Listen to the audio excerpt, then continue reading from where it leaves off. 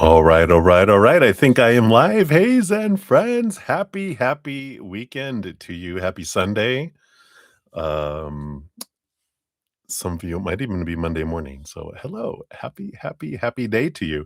Uh, if you're new to my channel, we been announcing that we have daylight savings time going on. So I'm a little early compared to those of you in countries or states that do not have daylight savings time. So surprise.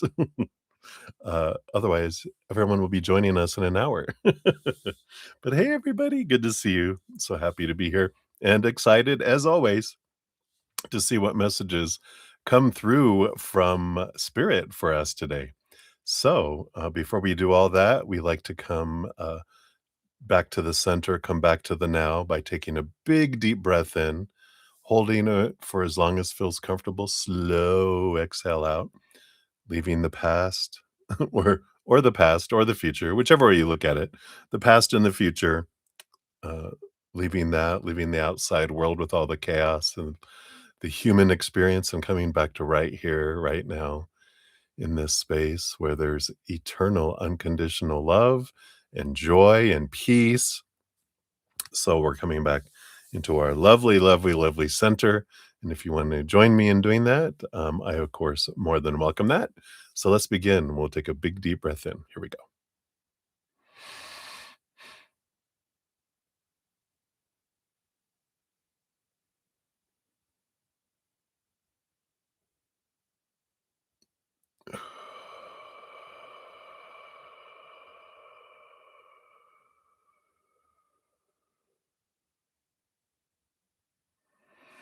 Beautiful, beautiful. And then we, of course, we use the singing bowl to bring in some beautiful expansion of love energy inside of us. We'll invite this eternal, unconditional love to fill us up like the bowl, going into our mind and our thoughts and all our stories, our heart and all of our emotions, our physical body and all our cells and our blood and our organs and our bones and joints, and into our spiritual energy, all of our chakras, our meridians, our auras, filling us up and then flowing to the outside world. Something we'll add on for a while, I feel, is we also will have this intention of letting that eternal, unconditional love energy just flow out and help transmute, transform a lot of this fear energy, this lower vibrational energy that's out there. Anything that we can do to help raise the vibration of the planet. Of course, what we can do in each moment is gratitude. One little thing we're grateful for immediately begins to raise our vibration, and so as we're hitting the singing bowl, we can do that. And then we can just, not have it focused on anything specifically, but just granting that love energy out there to see what spirit would do with that energy. We'll kind of be a conduit of a source energy so that they can do whatever they feel, because they're the smart ones, right? We might do something and blow up the world. We can trust them that, "Here, use this energy," and they'll use it for the best. Right. Alright, so we'll start. I'll hit it 3 times, and remember, gratitude. Here we go.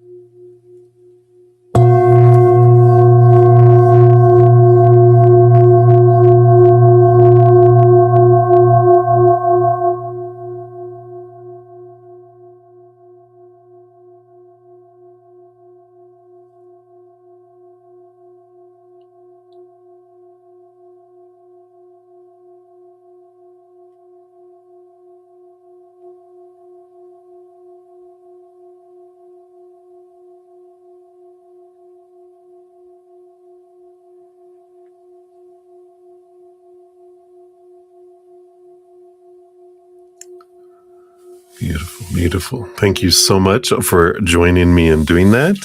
Such a beautiful, beautiful energy. As I say, I can always tell when individuals join in because I get extra goosebumps. So thank you, whoever those people were who were joining with me. Wow, wow, wow, wow. So hello, hello, everybody. Good to see everyone.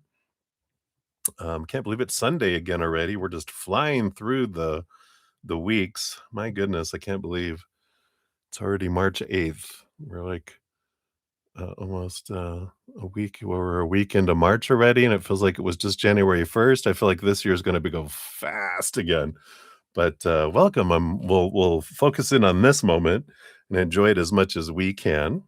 So hello. If you're new to my channel or new to these readings, I'm your brother Z, and we're here to spill the tea. So welcome.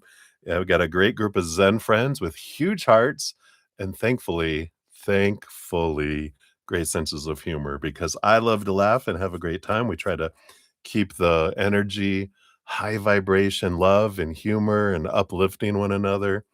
Um, so thank you guys for doing that. I hardly ever have to um, filter anything in our journey together here. So thank you guys so much. I appreciate you. And thank you for being new to my channel if you are. And we always have room for more Zen friends.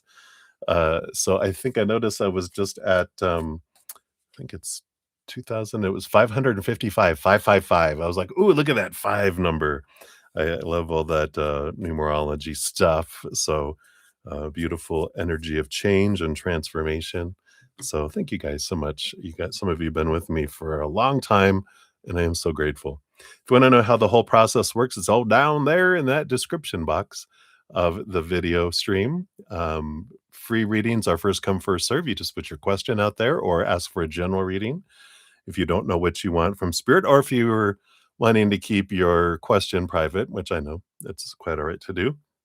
You can just do that. Spirit knows all. We'll pull cards, see what comes through. And like I said, like 1 to 2 card readings for the free readings.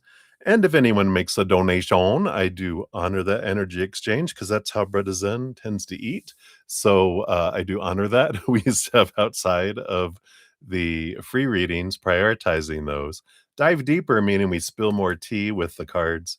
And you also get a fortune cookie of some kind, which is an oracle card of one of the many decks that I have, whatever spirit has brought forward, and to round out your reading. You can use the super chat down at the bottom or in the description box of the video. I do have my Venmo, Cash App, PayPal, and Square. I don't have any set dollar amounts either. I know what. It's because I know everyone across the world. We all have different income. We have different cost of living, different rates of exchange. So I know what you give, you're giving what you can from your heart. And I do honor that. I also know that not everyone can give and is in that position to do so. So I do try to get to as many free readings as I can during each session. In fact, 2.5 hours into the session, if I have not touched any free readings, I step away from donations. I know. What? Are you crazy? I know. But I step away. I complete at least 30 minutes of free readings, go back and finish all the donations because I always finish donations every session.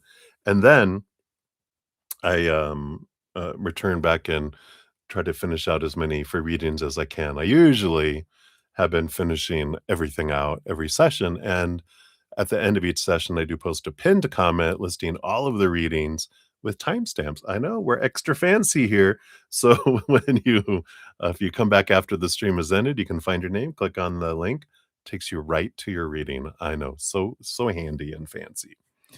So I think that's the big stuff.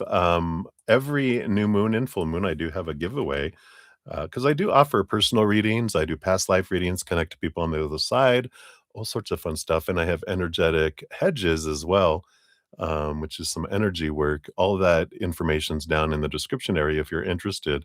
And every new moon and full moon, I do have a drawing where I give away one 30-minute personal recorded reading or one of my energetic hedges, whichever you prefer. If you, oh, I didn't hit enter. If you, it helps to hit enter to have stuff appear on the chat. Um, so we have a new moon coming up on March 18th in Pisces. So if you want to get into that drawing, check out that video. All of my playlists are listed in the description area, or if you go to my main channel page at the top, all the playlists are there on YouTube, so you can always see what drawing is currently out there, and that's also where the winners are announced as well. Around the new moon and full moon, I also put out a how to make the most of the moon energy. Of course, we just had a Virgo full moon lunar eclipse, which is going to be impacting us for several weeks. So if you want to still take advantage of that release energy around that Virgo energy, check out that video there. It talks all about how to make the most of that stuff. I'll be coming out with the new moon, making the most of the new moon wishes and not affirmations, intentions for the Pisces um, new moon. So be on the lookout for that. Probably be Tuesday is on my calendar. So that's what I'm shooting for if everything works out according to my calendar.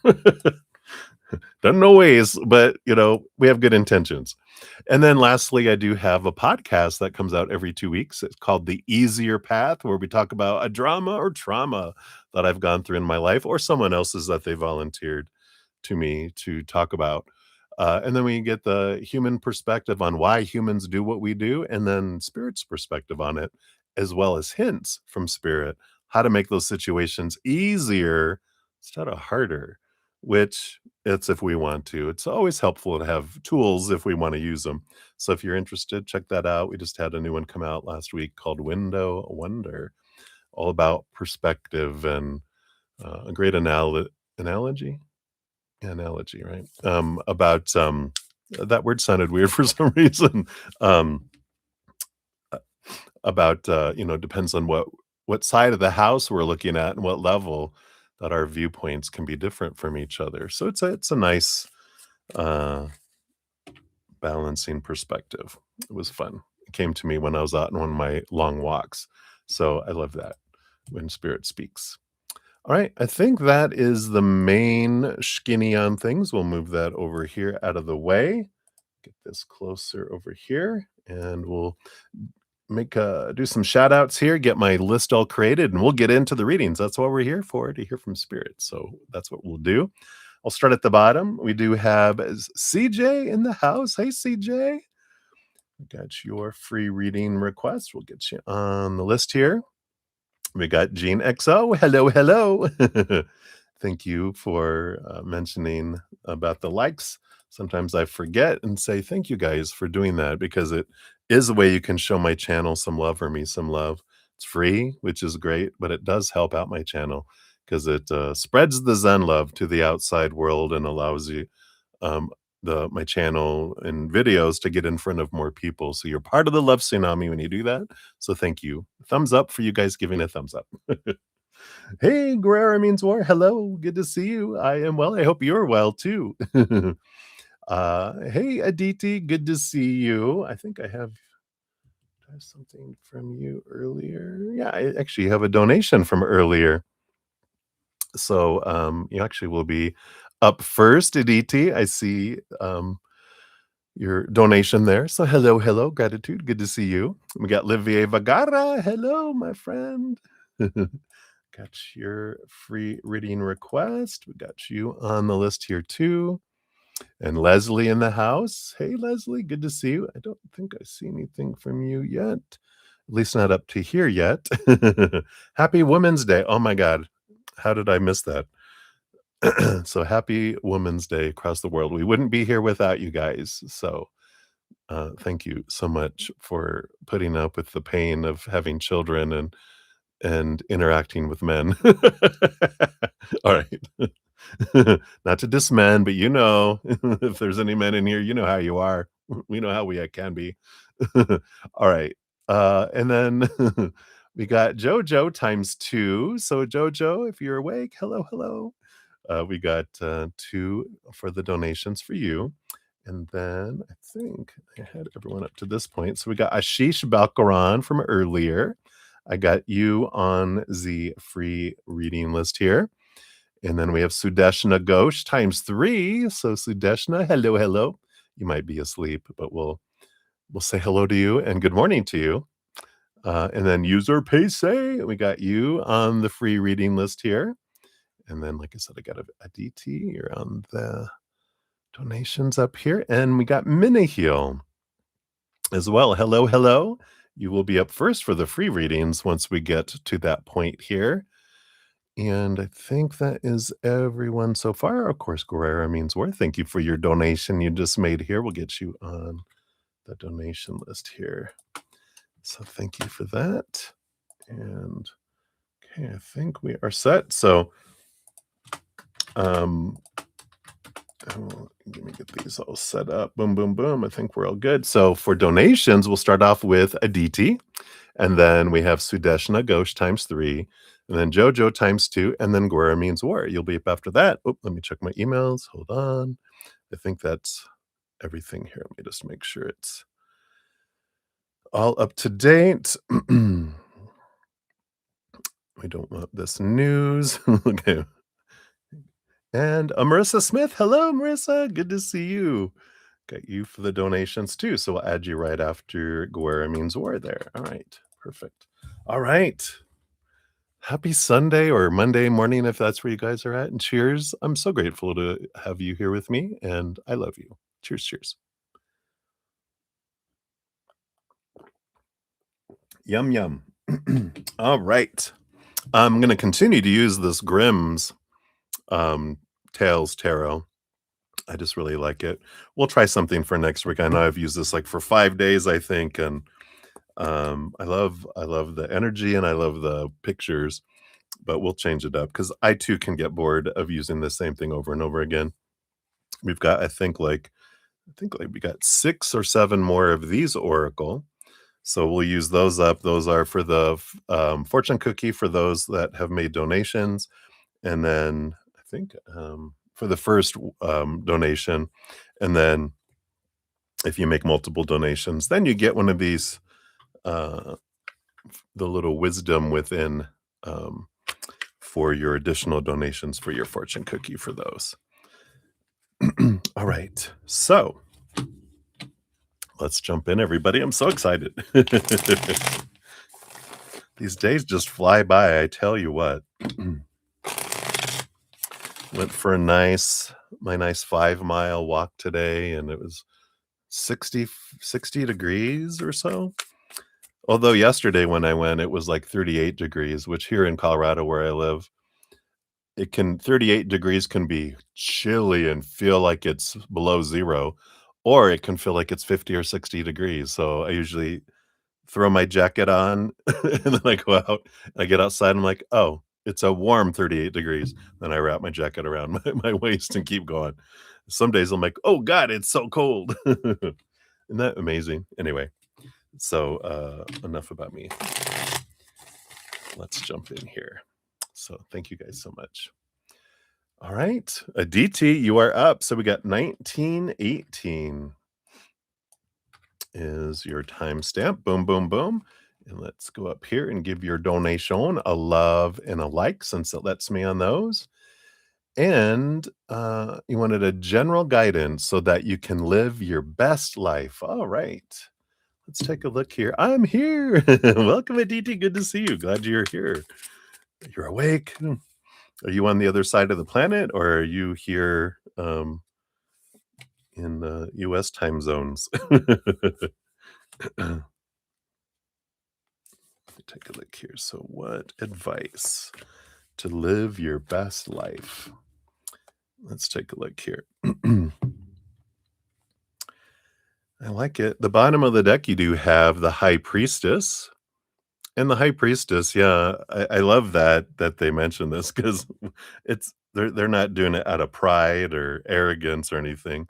But Spirit says, to live our best life, to take time to step away and connect, with Creator. The High Priestess goes up into the High Priestess temple, away from all the noise, the chaos, connects, she remembers who she is, connects with the higher realms and all that beautiful, eternal, unconditional love energy, looks behind the veil, looks down into her own emotions, does her inner work, and that's the High Priestess. She reveals the hidden, seeks the hidden within herself, realizing that the outside world is just a reflection of her own self. So if she wants to live the best life outwardly, then the more clearly she knows and remembers who she really is, the more smooth and enjoyable the external world is. Because if we're in a world feeling fear and low vibration and all that, that's what we're gonna experience on the outside world. Because we don't see the world as it is, we see the world as we are. So, the more that we raise our own internal love vibration, the outside world changes along with it. It's like, "What? I know." Let's see what else they have. That's the bottom of the deck. Yeah, got the 3 of Pentacles. Yeah, the more this kind of piggybacks on top of that because the 3 of Pentacles is about being true to your authentic self, connecting in with the creative side of you. We're a little mini creators, allowing our creativity to flow. And that's when we get out of our head and into our hearts that allows us to be creative. You know, music and creating things with our hands, painting, clay, creative stuff, not work, work, work.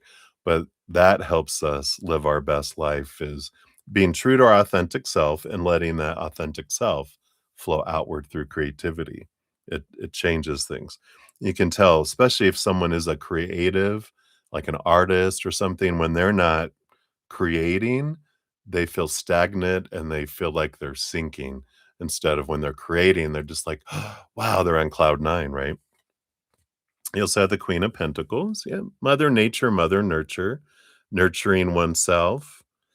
And there is, again, this is kind of like the High Priestess, where it's, realizing that my worth comes from in here, not out there. So the more I kind of burn away that which is not truly me, which is all these opinions we were given telling us who you are and who you're not, blah, blah, blah, blah, blah. We just kind of take it all on. Kind of like someone is handing us, if you ever done paper mache where, you have a wet strip that, paper, you dip in the whatever that solution with flour and blah, blah, blah. And then that's an opinion and we put it on ourselves because someone hands it to us and they can't just put it on us. We're the ones that go, okay. And we're building. And before we know it, we look like someone that's been in a bad skiing accident. We're all suppressed and have all this restriction on us. All you have is our eyeballs and little nostril and, little thing to sip something. You can see our fingers, but that's it. We're so restrictive. At some point, we just can't stand that restriction anymore. And we start busting out of that cast, that paper mache cast of opinion. And as we rip it away and burn all that which is not us away, that's how we live our best life is freeing ourselves from that restriction. You also have the 8 of Swords, which is that, this is becoming aware of our thoughts and beliefs and mindsets that do make us feel blinded and bound and trapped and restricted and small and question those thoughts and beliefs to allow ourselves to release all that. So, that's how we like live our best life because we're free and we're not restricted. It's the freer life we have, the better the life feels because it's more in alignment with who we really are. Humanity, this restrictive, small, feeling trapped and like we're, in a cage, that's a human experience, but that's not who we are. That's just an experience. And we're like, it's like a little puppy that's been kept in their kennel all day. We're ready to get out of there and run and have a blast. And that's what we are able to do. Yeah. And below the surface, we do have, again, the 7 of Swords is being aware of our expectations and thoughts and beliefs and mindsets that create this false dream come true. When these come out together, the star card is like wishing upon a star, but it's also Aquarius energy of the mind, which challenges us, that rebel Aquarius energy, question those thoughts, those small t true thoughts, see things from um, higher mind, higher heart. What is our true dream come true? And again, underneath the surface, it's whittling away this opinion that we've just become so comfortable with, and it's always been around us. It's what we've known almost all our lives. We just think that's normal, and of course, are taught not to question. I think that was what I mentioned in my this last podcast is, you know, we're not encouraged to question, we're encouraged to shh, you know, um, just blindly obey and blindly take on everyone else's opinion. But when we learn to question and be able to observe, then that's also how we release all that. Two more cards here. You got the two of wands. Oh yeah. Gotta do the power of choice. Yeah, and the death card too. You know, this ending and beginning, this rebirth energy. The the ending of this belief that the world happens to me and that I'm, you know, like I'm in the back of a in the I used to say in the back seat. They've been saying lately, like I've been thrown in the trunk of a car and I have no say so and no control over where my life is going and I just have to deal with it. It's like, no, that's what we're taught is, you know, this is how life unfolds. You just got to deal with it. It's like, no, our energy, we're the driver of the party bus. We're the ones that determine where we're gonna go in our life by where we focus our energy in each moment. Higher vibration, unconditional love and gratitude and joy and laughter and peace, when we focus in on that, we draw more of that to us. When we focus in on fears and lack and things aren't happening fast enough in the way we want it, and all the expectations and all that, we get more of lack energy, we get more restriction. And it's not punishment, it's just the way it works. There's no right or wrong choices in life, just different choices with different outcomes and different experiences. But when you realize we're the driver of the bus, creator's our co-pilot, and all our spiritual posse are all the puppies in the back seat just excited to be going along for the ride, then, you know, we can have this wonderful adventure instead of feeling like we're been kidnapped by life and like life is happening to us when we're being punished. When we realize life is happening for me and I look for the gift in each moment, then it's a different experience. And that's how we have our best life because we're enjoying it more instead of feeling like we're suffering. So that is the skinny here. Let's see here. Your fortune cookie from the Oracle of the Riftwalker. You got branches of this. Is it the same? I think is what it says. 49 here says to be one is not to be the same, but to share soil, season, and sky. Oh, okay. Let's take a look here. See what this message brings in here for you. Branches of the same. So the invocation says, though our leaves stretch in different winds, we bend from the same root. This card speaks to family in its broadest and deepest sense, lineage, kinship, ancestry, and chosen bonds. It is a reminder that those we come from and those we walk beside are part of us, even as we grow in our own directions. This branches of the same card may point to a reunion, a reconnection, or a reckoning with your roots. It honors shared histories and acknowledges that while each branch is unique, all are nourished by a common ground. Whether you're reflecting on your bloodline, your soul family, or the people who've shaped your path, this card reminds you you're not alone in your becoming. The shadow energy of the card is clinging to unhealthy ties out of guilt or obligation, fear of breaking away from family patterns, feeling isolated from one's lineage or community, or resentment towards difference in the familiar. Your three reflection questions: who has shaped the soil I grow in? What ancestral patterns am I still carrying, and do they serve me? And lastly, where can I celebrate difference while honoring connection? How fun. So that is your fortune cookie, my dear. Hopefully that helps with your path as well. And that is what they have for you. So thank you again for your donation. I greatly appreciate that.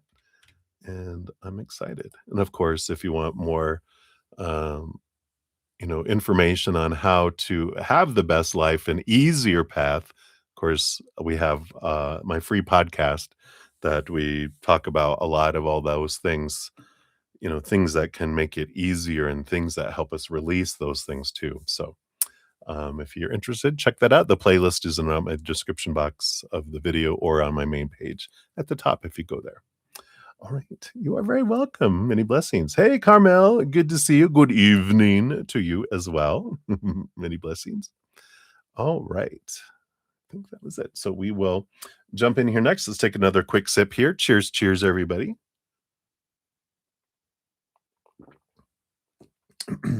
All righty. So up next, we got Sudeshna Ghosh. So Sudeshna times 3. Here's for the first one. So thank you so much for that. Let's give that one a love and a like since it lets me. And you want to know, have you met your future spouse? If no, how and when will you meet? All right, we'll take a look here. So based on your path, your current energies, have you met that future spouse? Let's take a look here. Nope, not yet. You have the 9 of Pentacles, which is the little hermit energy all by yourself. I won't break into Celine Dion song this time. But that tells me no, you have not met them yet. So how will you meet them then? We'll ask that first here. Boom, boom. And then based on current energies, we'll use the timing deck here and see what's the when right now based on current energies. Okay, we got that one. Any others? And this one here. All right. So we've got those. We'll see what that is. So how will you meet them? You had the Queen of Wands. I had a feeling it was going to be some sort of Wands energy because there's more cards here. We'll look at this more specifically, but it's living your passion, doing what you love, and being out enjoying life, and not searching for a relationship or love, but this is doing stuff you enjoy, things that you love, and they're out doing something that they enjoy and love, and it's the same thing, and you bump into them and meet them doing this, and then you're like, oh my god, and spark is formed, and then a relationship organically grows between the two of you. It's not, in pursuit of a relationship that you find them. It's in loving your life and letting life fill you up and overflow, and you're out doing what you love. Below the surface here, you do have the 7 of Swords and the Empress. Yeah. So you're definitely, again, the 7 of Swords is like breaking free of the thoughts and beliefs that have made you feel blinded and bound and kept you from, you know, moving forward in the directions because, we've got expectations of this is who someone is supposed to be. This is how you're supposed to, come together and blah, blah, blah, all that stuff, right? That's the stuff that keeps our heart from moving forward, all these rules. The heart's like, I want to go over there because I feel like that's where I'm going to meet them, and the mind's, no, no, no, no, no, no, it has to be this way. And it's like, but, no, no, no, this is the way, right? So it's that little battle between the head and the heart. But this is freeing ourselves from our deceptive mind that's trying to get us to do things a certain way, full of expectations. But right next to it, you have the Empress, which is full of emotion. She very much is Mother Nature, Mother Nurture. And again, that's like following your heart underneath there, doing something you love, doing things for you. And in doing that, that's how you find them. The when of this, I like it. Well, you have within 5 years. I like these cards because it is all about ranges. When they do something extreme like this, it's like just to point out that you can meet them tomorrow and you can meet them on the last day of the 5th year. It all depends on our energy. Oh, I love this that you got the Lovers card here too. I'll show you that in a sec. But it is all about emotional choice with the Lovers card, which is, you know, the more I find my self-love, like the Empress, the more I nurture my self-love, the more I raise my vibration, the faster they come in here. Now with the Lover's card, the 5 years is all, "Ha, ha, ha," and you're like, "Ha, ha, funny." "Come here come here, my spirit guides, ps, ps, smack, smack." But you got the Lover's card, which is so perfect for a reading about love, and this is actually May 21st to June 20th, so this is, um that would be Gemini's. Yeah, because the lovers are Gemini. So it's Gemini season, sun season. So I feel like you will meet them based on current energies during the lover season. So that is where they have you right now. Let's see what your fortune cookie brings in too. So for your first one, we'll give you one of these Oracle of the Rift Walkers. And then, for your others, we'll give you one of those, other smaller ones here. All right, so this one will be this one for this one. Whoa. You got the Sire of Mountains. Ooh, reminds me of the Emperor energy. You get to decide, even the 3 plus 1 is 4, which is the major arcana number of the Emperor. Ancient strength, unwavering presence, and sacred protector. Let's see what this brings in here for you. So the invocation is, I am the stone you cannot move, the voice of the wind that shapes the peaks. Timeless, patient, and resolute, I hold the world on my shoulders. So this Sire of the Mountains card channels the divine masculine as a pillar of strength, wisdom, and grounded authority. He embodies the mature masculine energy that protects, nurtures, and leads with integrity and patience. So this card encourages you to embody your highest masculine self, strong yet compassionate, to stand firm in your values, anchoring yourself like the mountain's footing, to carry your responsibilities with dignity and humility, to guard the sacred, your boundaries, your community, and your inner truth, and to draw on ancient wisdom to guide your present and your future. The lower vibration or shadow part of the card is rigidity or authoritarianism, right? All the rules, emotional distance or unavailability. So you can reflect if that resonates on, are you emotionally available to yourself? Because, if we have a pattern, which I can admit that that's what I was in, of choosing people who were emotionally available. It was a mirror to show us that we are emotionally unavailable to ourselves because we're looking for our emotional fullness out here. I've abandoned myself because I'm looking for myself out here instead of looking for myself inward and upward, right? Carrying burdens without seeking support or using strength to control rather than protect. Your 4 reflection questions. How do I balance strength with compassion? Where am I called to lead with wisdom and patience?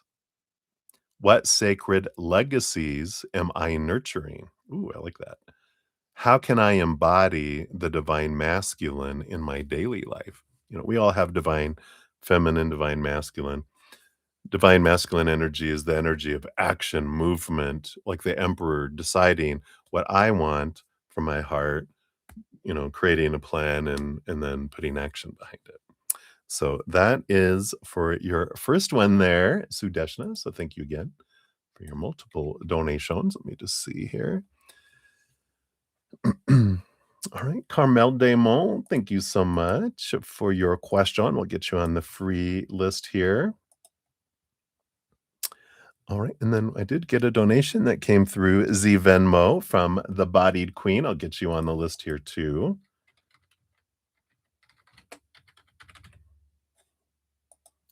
Or Deidre, I think is how your name appears in here, but you probably will pop on and say hello. I'll grab your correct your correct ID. All right. So that's for the first one there. Sudeshna will return for number 2, which is 4055. So we'll put that out here. Here's your 2. We'll come back for number 3 here in a momentito. Let's give your second one a love and a like here. So, for this one, you wanted to know any other information about your future spouse. Is it gonna be love or an arranged marriage? All right, let's take a look here. Feel like by what we got on your first reading, it is love, but let's see if it's also an arranged marriage. Maybe you meet, doing something you love, and then then they arrange it. Let's take a look here, and then what else can you know about your future husband? I don't want those. I didn't want those though. All right, let's see what we got here.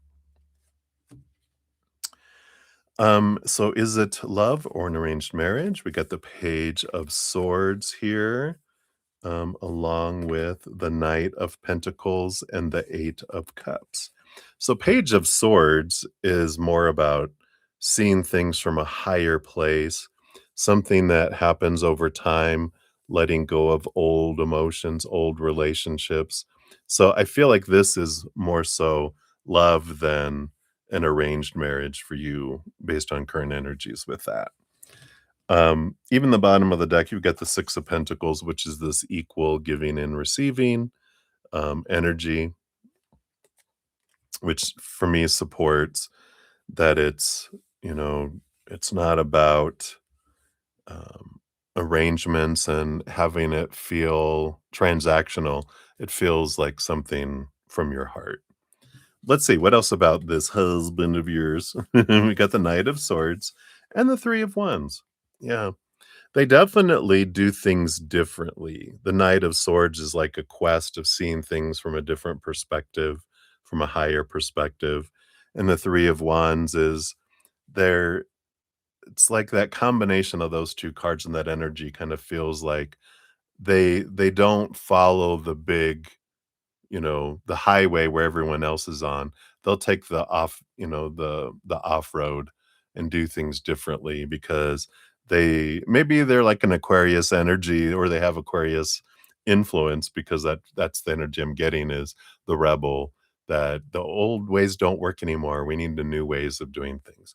That makes sense why they would also not be feeling like arranged marriages. They're like, that's old school where that doesn't work anymore for society, according to them. That's their opinion. This is why it's love, not arrangement from their viewpoint. We have the Ace of Pentacles, so it is someone brand new. It's not someone that you know with the Ace of Pentacles, just to confirm that.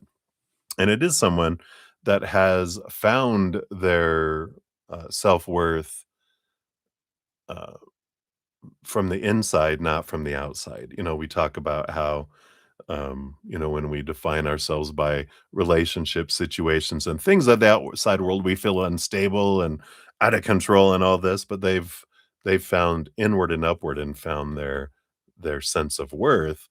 And so they have a solid sense of their worth too. You got the Six of Cups. Yeah. So definitely past life connections here with the Six of Cups. When you meet them, you will know them, um, you know, like, I think you probably have heard me say when we meet someone from a past lifetime, there's a familiarity, there's a comfort, because it's like our energies are like, oh, I know you, I feel safe around you, blah, blah, blah. We just share whatever.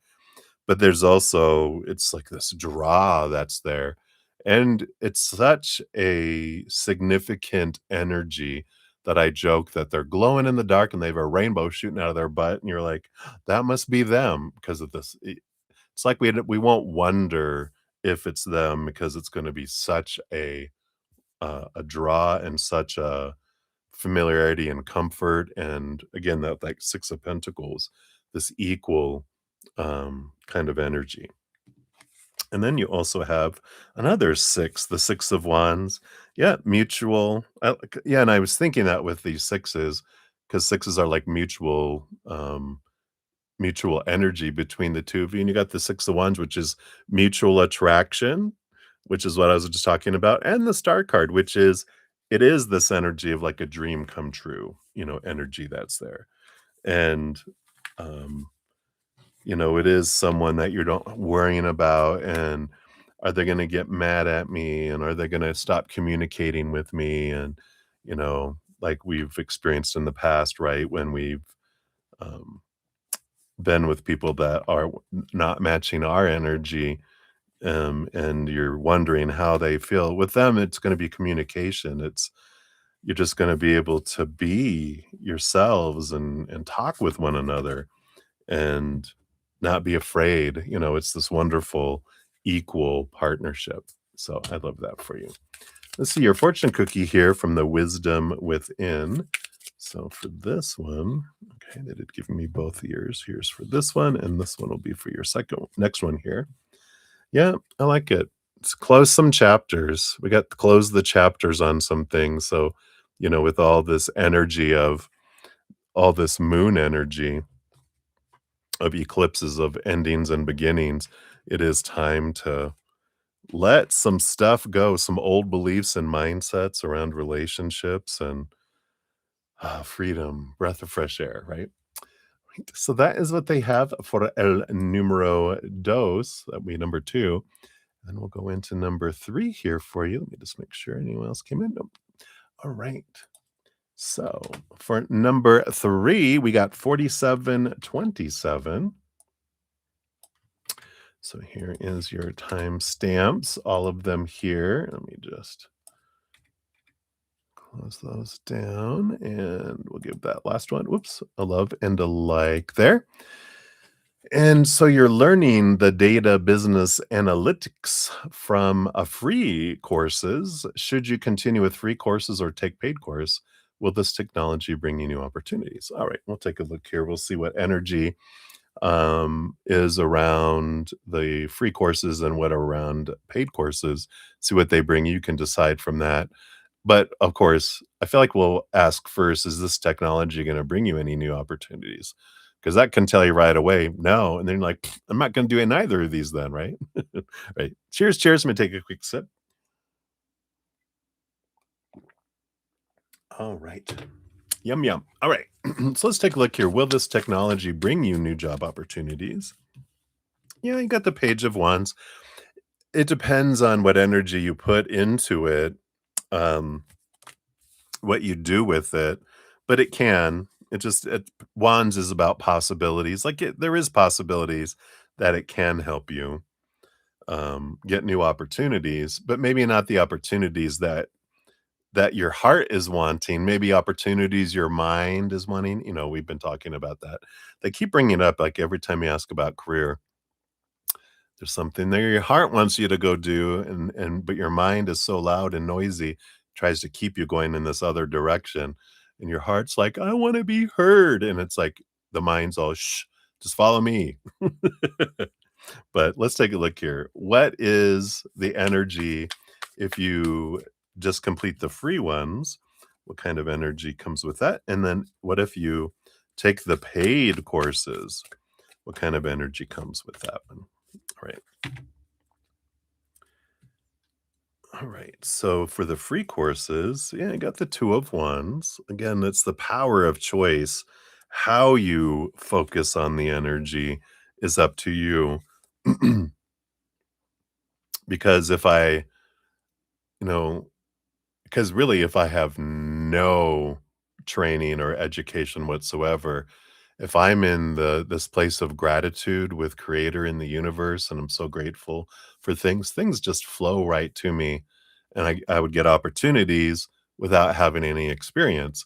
Whereas if I'm focusing and I have this mindset, oh God, you have to have all this and this is the belief that without it, you can't get anywhere. You need this kind of stuff, and this is what this means. And pressure, pressure, fear, fear, expectations, lack energy, then it makes it hard to accomplish things and have things, right? So it depends on what you do with the energy, with this, the free courses. It could be the Queen of Pentacles on the bottom, which is about abundance and fullness of life there, so it's like whatever you do, it has that possibilities, again, possibilities with the Two of Wands of bringing you abundance just with the free ones. If you do the paid courses, oh, the Tower card coming in here. And even in the bottom of underneath that, the energy was the Four of Cups, which is these feelings of stagnant emotion. Um, I feel like if you did the paid courses, you'd probably go, "Oh, get me out of here. I hate this stuff." But, so I feel like they're saying the free courses are enough because really, in the scheme of things, what's gonna make you feel fulfilled is when you follow your heart, not your mind. So, these courses and stuff that you're taking and the direction that you're trying to stay in with business and stuff is what your mind has been told it's supposed to want and be looking after, but your heart hasn't been heard yet, and your heart wants to take you in a different direction. So they're like, "Yeah, the free courses are enough because the heart, I feel like, is gonna sabotage your life to get you to follow it in a way." It's nothing scary, but, I like that. Your fortune cookie, focus on the inward communication. Oh, focus on the inward connection of your divine being. It focused, yay. See if it refocuses back on me now. Yeah, oh, I like that. Oh, can tell I got some sun today out there. But I like this, focus on your inward connection with your divine being. What is it that you came here to do? Not what you're supposed to do, but what will make you feel full, right? So hopefully that helps. That is what they have for you, my dear. So many blessings to you.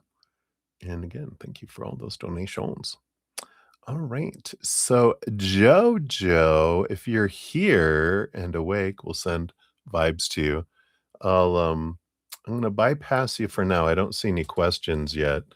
So just in case you're here or you'll wake up in a moment, then you can give me your specific questions. If not, of course, we'll do general readings and get the information from spirit for you one way or another.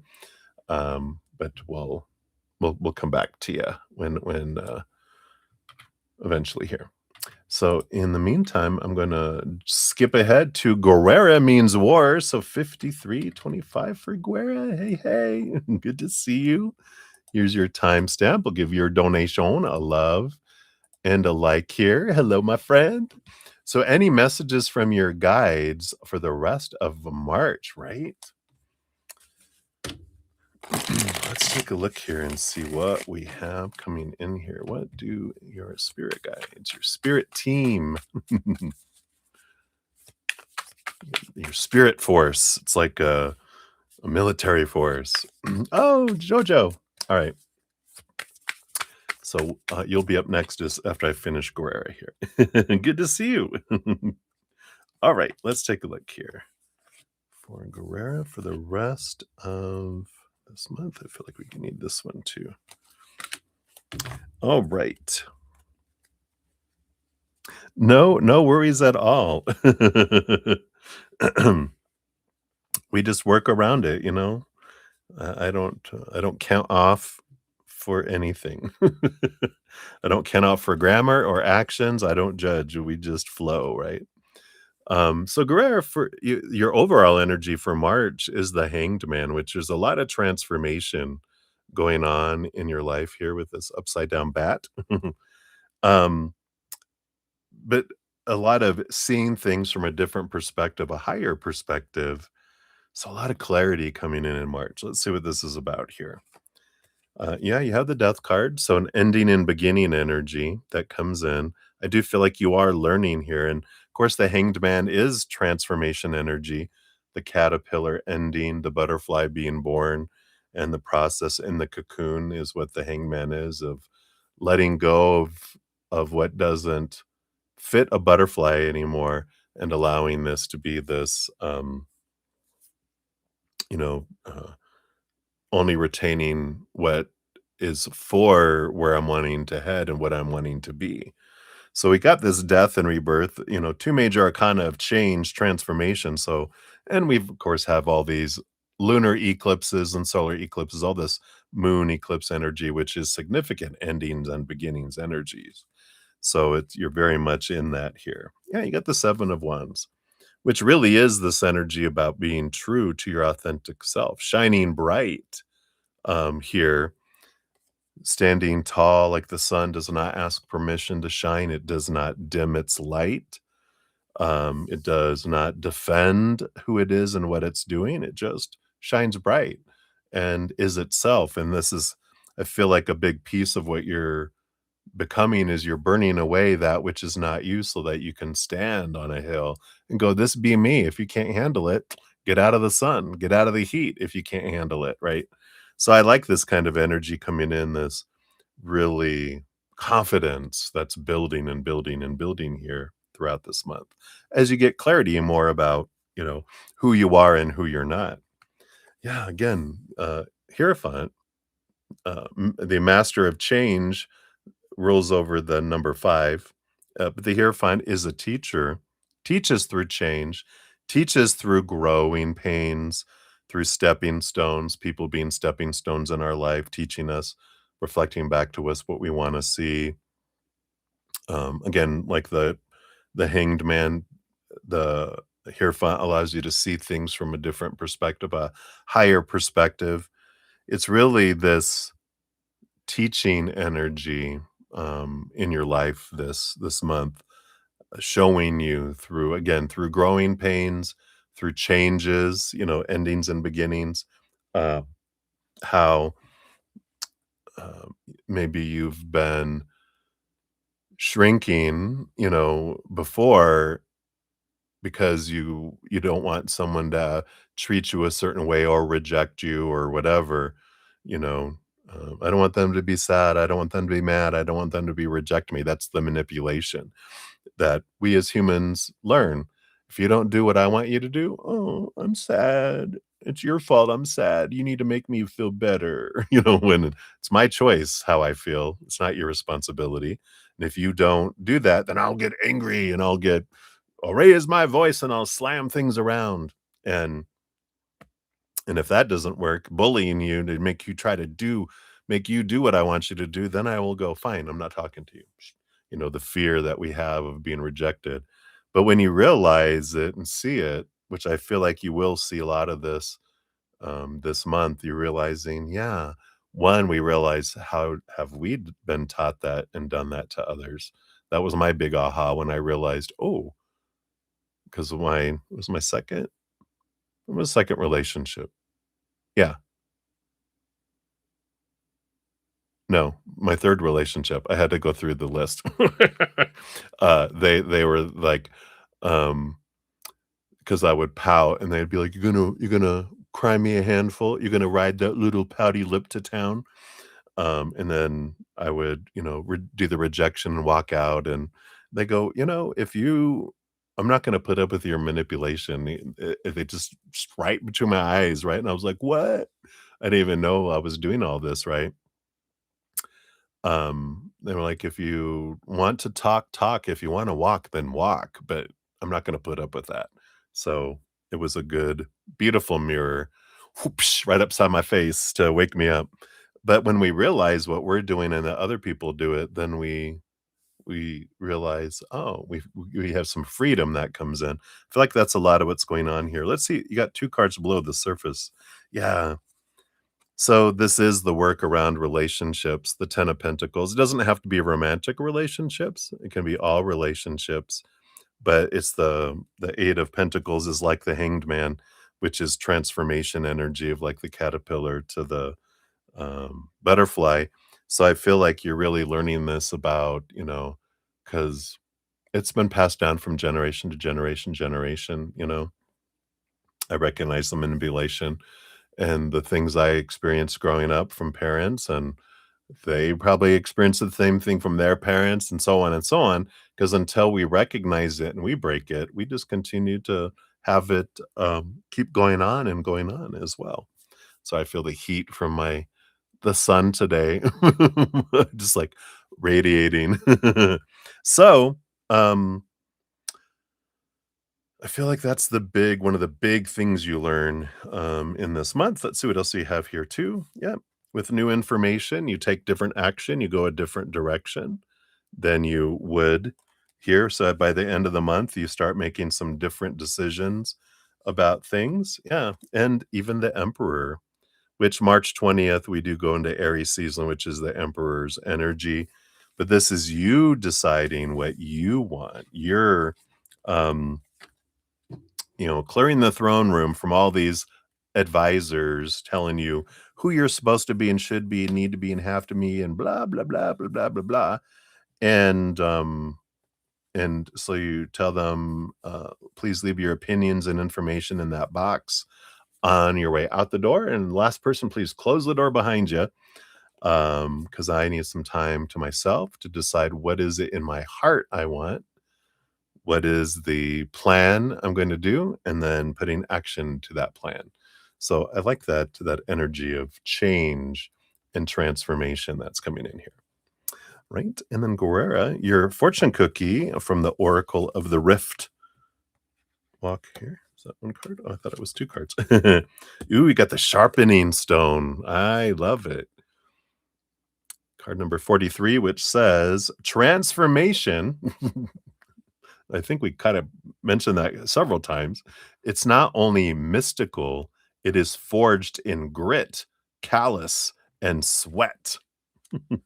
That was the Eight of Pentacles, putting in the blood, the sweat, the tears, and you get the reward. So the invocation for the card says, I do not wait to be ready. I shape myself with steady hands. I become through the doing. So the sharpening stone card arrives when change must be carved, not wished for. This is not soft transformation. It is the hammer striking the steel, the edge meeting stone. It speaks to growth earned through repetition, discomfort, and effort, like we talked about with the Hierophant, right? Growing pains. You're being asked to commit to the process that tempers you. So this card honors the physical, earthly side of becoming: practice, ritual, labor, skill. Whether you're building something tangible or reshaping who you are, this transformation comes with sweat and scars. The stone sharpens, yes, but it does not do so gently. The sharpening stone reminds you that refinement is not punishment. It is the path of intention.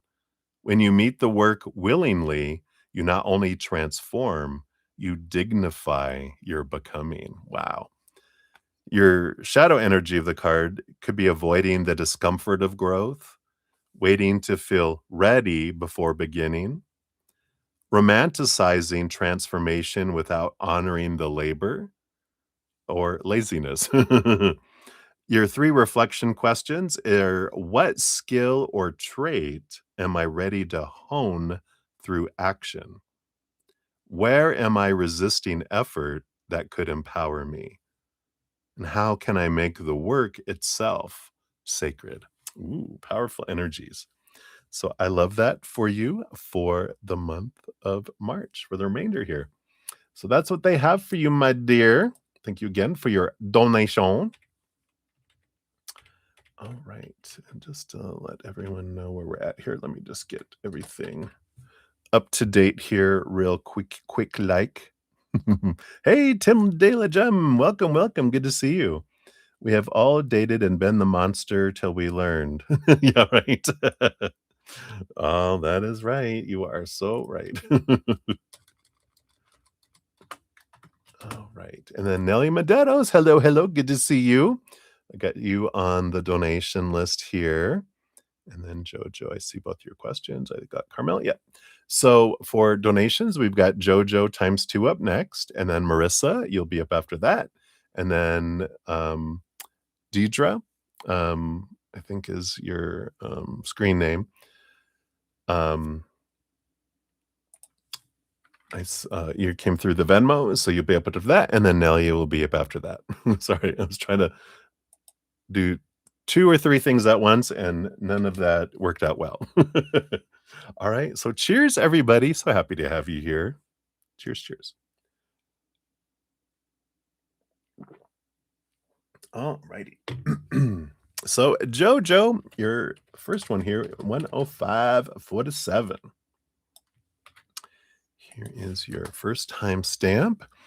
And you want to know, why did you have such anxiety tonight? Was it even yours? All right, let's take a look here. Let me shuffle once here.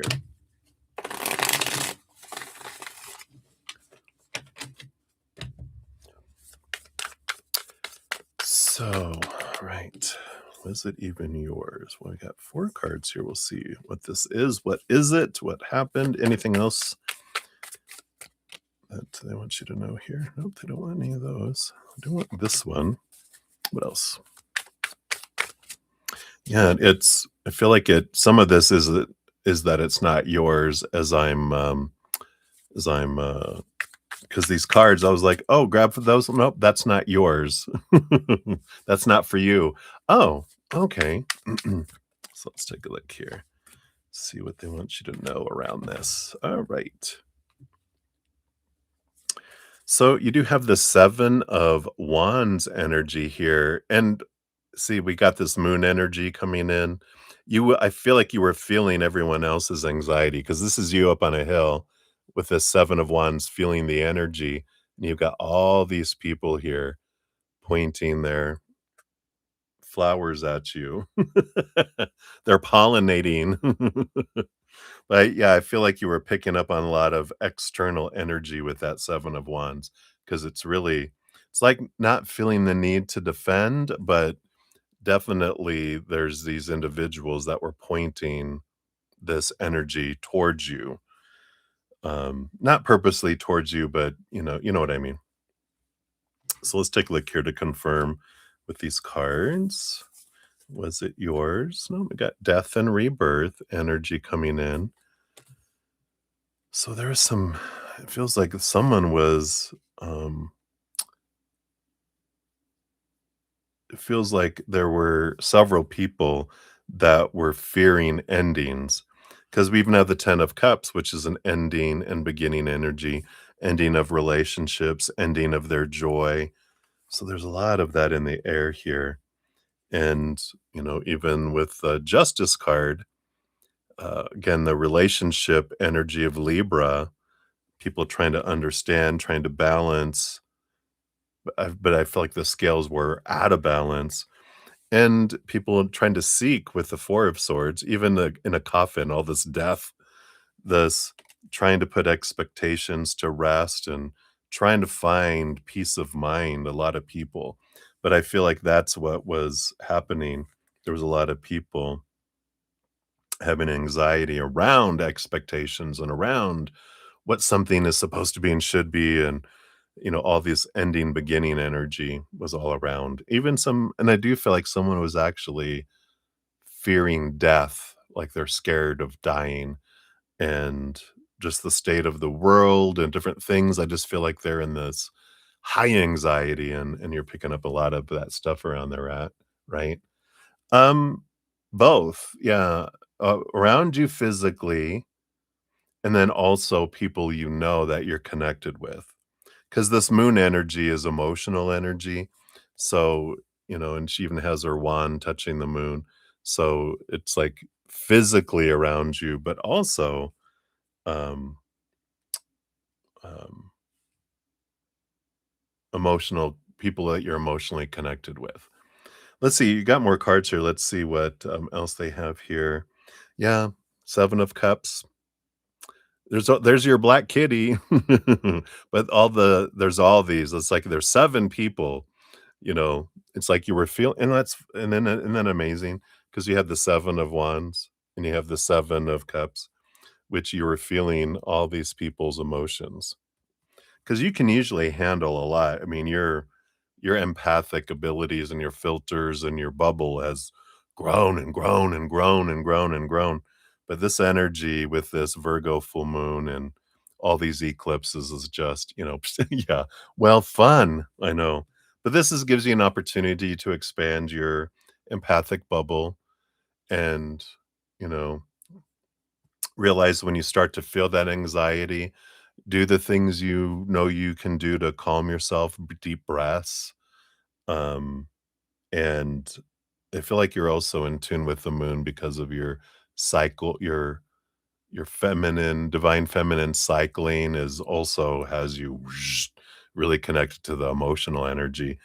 And so it's really uh, important to find ways to build your bubble. But, also we talk about the true gift of an empath is not feeling everyone's emotions, but that we can push out, fill up and connect with our unconditional love energy inside and just kind of do a hedge and kind of do a this big bubble around us of this love energy. So um yeah. So I feel like that's part of all this, right? I don't know anymore what calms you down. Yeah, yeah. So, finding some new things, right? Oh, very nice. Let's see what else you have here too. Yeah, you got the Knight of Wands, temperaments, yeah. So here is to balance your energy with the Knight of Wands. So that definitely is what we were talking about, right? The Knight of Wands. Oh, and then it is of course, the year of the fire horse. So your Sagittarius energy, or not Sagittarius, your Leo energy. So I was thinking my host, Leo energy expanding, right? Whoosh, as well. And so a lot of fire, a lot of it's like it's like a turbo boost. You know how like they have those in cars where they ignite the nitro to drive faster, brrr, or like in all those Fast and Furious movies. Let's do the nitro. Brrr. Well, you got the nitro on now. You're like, whoa! You're getting used to the new speed of energy. So you're learning to temper your energy. And yeah, the 5 of Wands and the Knight of Cups makes sense. You got this drama 5 of Wands conflict energy and the Knight of Cups, movement of emotional energy. So, there are things that we can do to build our the bubble, to understand our emotions. Um, and if this is resonating with anyone else, I know you've seen these already, I'm sure. We've talked about these a lot before, especially during praying mantis sessions and stuff. But this is the empathic bubble and the true gift of an empath videos that I made probably 2 years ago now. Um, I'm probably going to do an empathic um, episode in my new The Easier Path, because one of the things I don't mention in these videos is, we realize what of our emotional energy is the emotions that we're feeling is the emotional energy of other people, the emotional energy that I'm feeling in the moment, the emotional energy that gets triggered by our emotional inner child when it recognizes emotion out there going, ooh, ooh, ooh, we feel that too. And here it is. Bleh. So we get this, we're feeling emotion from outside. We're feeling our emotion. We're getting this gift of emotional energy from our emotional inner child. And then the fourth thing that I don't talk about in that video is our past life emotional energy, which is bubbling below the surface and been expanding. Like in 2024, it expanded hugely. Last year, it expanded more. And this year, it just keeps on. We're like progressing and connecting with our Akashic emotional energies. They're seeping into our being. So, yeah, so I feel like that is what it was. Let's see what your fortune cookie is here. Wow, yeah. So you got the final ember, card 35, which says, "A once vibrant fire has extinguished, leaving only smoldering lessons and wisdom." All right, let's see what this brings in here for you. So the invocation says, "I sit beside the dying light, not to feed it, not to fan it, but to witness its last glow and let it rest." So you might be also processing emotions through all this too, of course. The final ember marks the quiet end of something once vital, a season, a bond, a belief, a part of you. It arrives without flourish, without drama, just a soft extinguishing, a letting go, a truth that no longer needs to be fought. This is not a death of devastation, but of completion. You're not being asked to resist, you're being invited to lay something to rest with love, to honor its purpose, and then release its place in your life. When this card appears, do not strike another match. Do not force light where there is meant to be shadow. There is beauty in the end and in what will quietly take root beneath the ash. You cannot carry everything forward. Some chapters are meant to close, not as punishment, but as permission. The shadow energy of the card could be clinging to what has already passed, fearing the void between endings and beginnings, romanticizing the past out of avoidance of the present, trying to restart a fire that has served its time. For reflection questions, what am I keeping alive that wants to die a natural death? What have I outgrown but still fear to release? Can I let something end with grace instead of resistance? And lastly, who am I when this part of me is no longer burning? Interesting. So that is what they have for El Numero Uno. So thank you again for that donation. And then for number 2, we got 11732 coming in here. There it is. And let me move this one up here. Oh, and I don't think I didn't give your first one a love and a like. Oh, how rude. So I'll give the second one as well. There we go. Boom, boom. All right. So for your second question,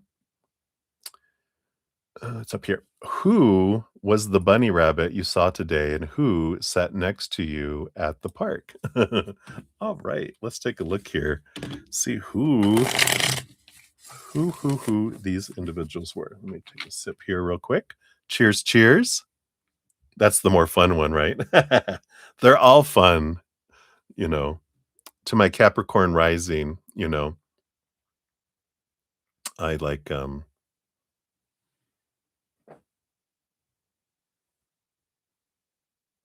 the bunny rabbit was the individual.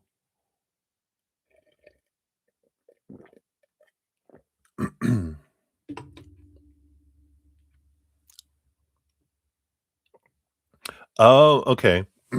So it's the same one. All right, I get you. Who was the bunny rabbit that you saw today, who sat next to you at the park? Maybe there was someone else sitting next to you at the park too. Maybe that's why you did it. Let's take a look here. We'll find out.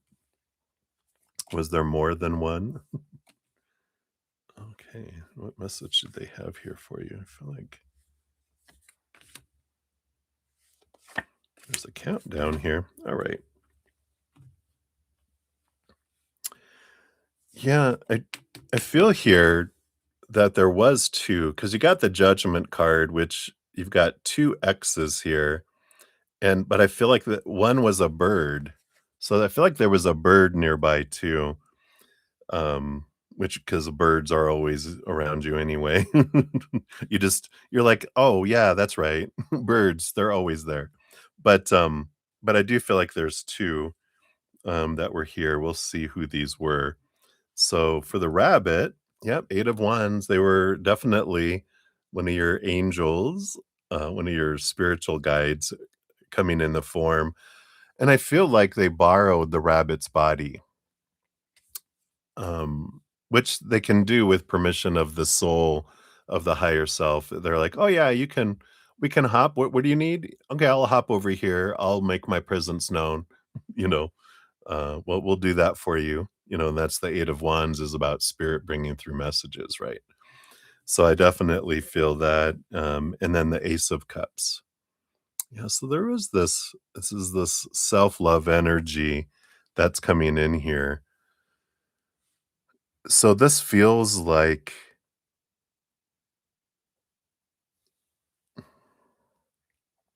it just sat there with you. Isn't that wonderful? This feels like your grandma.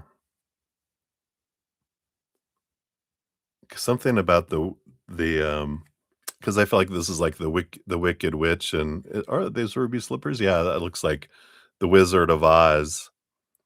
Um, Whoever really liked the Wizard of Oz, because it felt like, um, it just feels like whoever, because this Wizard of Oz energy is coming through for this, but it's because it's someone that would be like, um, a source of unconditional love energy that's coming in with this Ace of Cups, and I feel like they came just to sit with you and to listen and to love on you, kind of energy, and to let you know that you're not alone, that they are around you. Let's see what this other who was this other one? Yeah, and then we do have the King of Pentacles. So there was another individual who was there. Yeah, the Ace of Swords. I love it. That one brings the Ace of Cups, the other brings you Ace of Swords.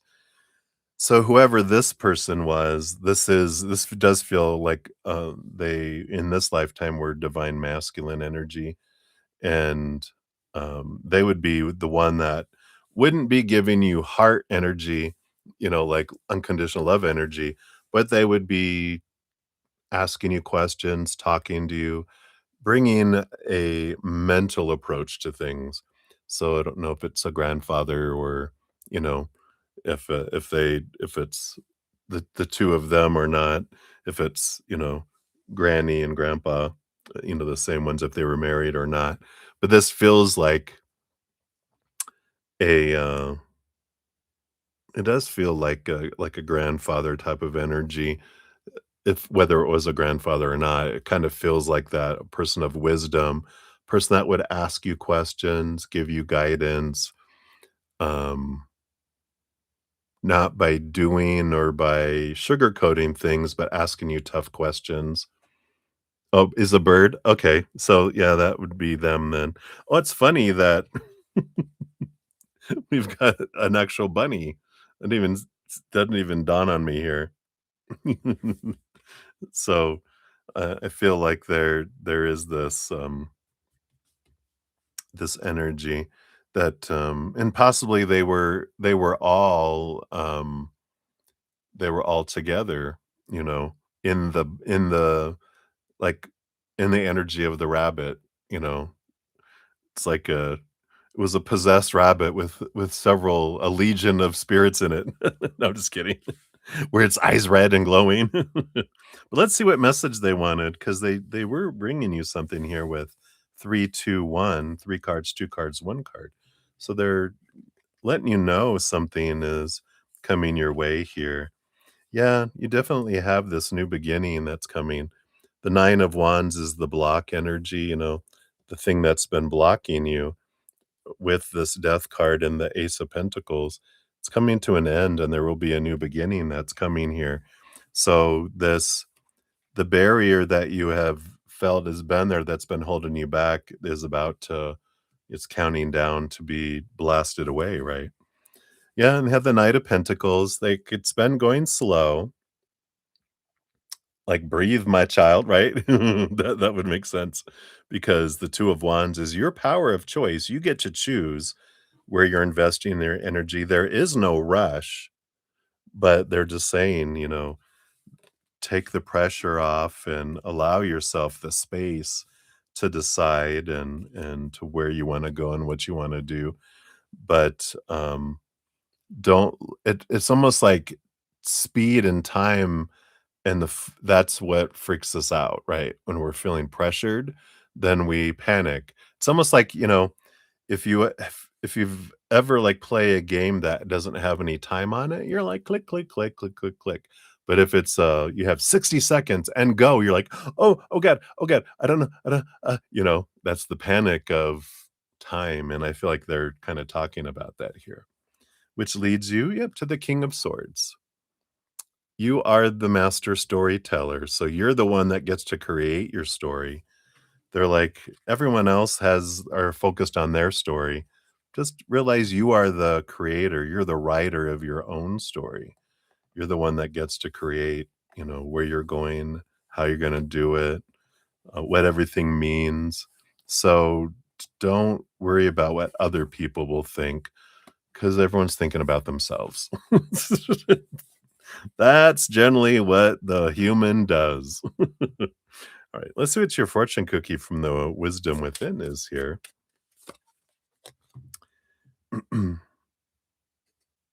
Oh, I love that. Says you can search the entire world. Let's see if I can get it to focus. You can search the entire world uh, to find. Okay, it's not going to focus. You can search the entire world to find someone to love, but there's no one more worthy of that love than yourself. So that Ace of Cups energy too. It's about self-love. You are the one that deserves your love.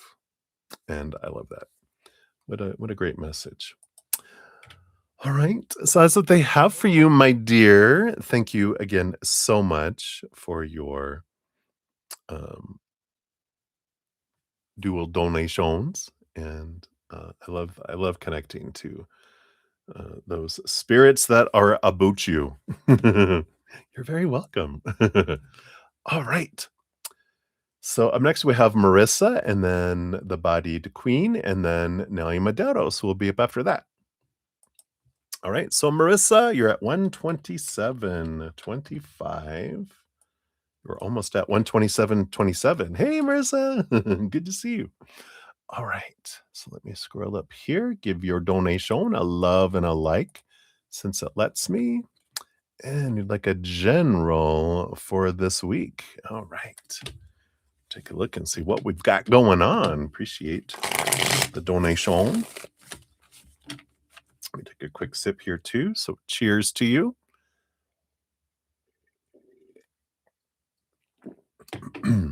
All right. So what is in store? What does Spirit want you to know for this week? Well, I do want this one first, then this one, then that one. All right. And these two down here. This one, this one, this one, these two before that. All right. We got it. Let me just scooch these over so I have my space. Okay. Cheers. So the bottom of the deck, I mean, 6 of Wands energy for the energy of the entire week isn't bad at all. It's a victory energy. It is about feeling uplifted. It's a smooth movement energy, a flow energy that happens. So it feels like a very um, it's not like it's driving through a parking lot that has a bunch of speed bumps. It's like being able to go 80 miles an hour on a freeway is the kind of energy that I feel with that.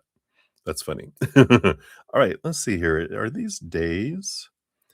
Is that Monday, Tuesday, Wednesday, Thursday, Friday, Saturday, Sunday? Yeah, so they're giving you a card for each one card for each day. Next Saturday has 2 cards. And then 2 cards for the underlying energy for Monday, Tuesday, Wednesday. So we'll start with that. Monday, Tuesday, Wednesday. Yeah, we got a little 7 of Pentacles is a little bit of a slow energy. Starts off, you know, like watching the grass grow, right? So it's last thing that grows on the fruit tree is the fruit. But you have the 3 of Cups. You're having joy around it. It's not a it's not that there's obstacles and stuff. It's just like sluggish, you know, everything's kind of slow and getting going, which makes sense. I don't know how daylight savings times affects you. If you celebrate it where you're at, some states or countries don't, right? But it makes it harder sometimes because you're getting to work an hour earlier. Your body is getting to work an hour earlier. Just feels like it takes 3 days to get going. And then once you hit, Thursday, Friday, Saturday, Sunday, go, go, go, go. Like it's like here comes the big flood, of this movement of the 6 of Wands. So it's a building energy. Monday, you do have the 8 of Swords. Yeah, some letting go, some thoughts and beliefs and mindsets. But, you lose an hour of sleep, I know, right? Um, so this 8 of Swords on Monday is about flow of mind. It's good. It's a mental flow. It's letting some, a lot of mental activity, letting go of some things.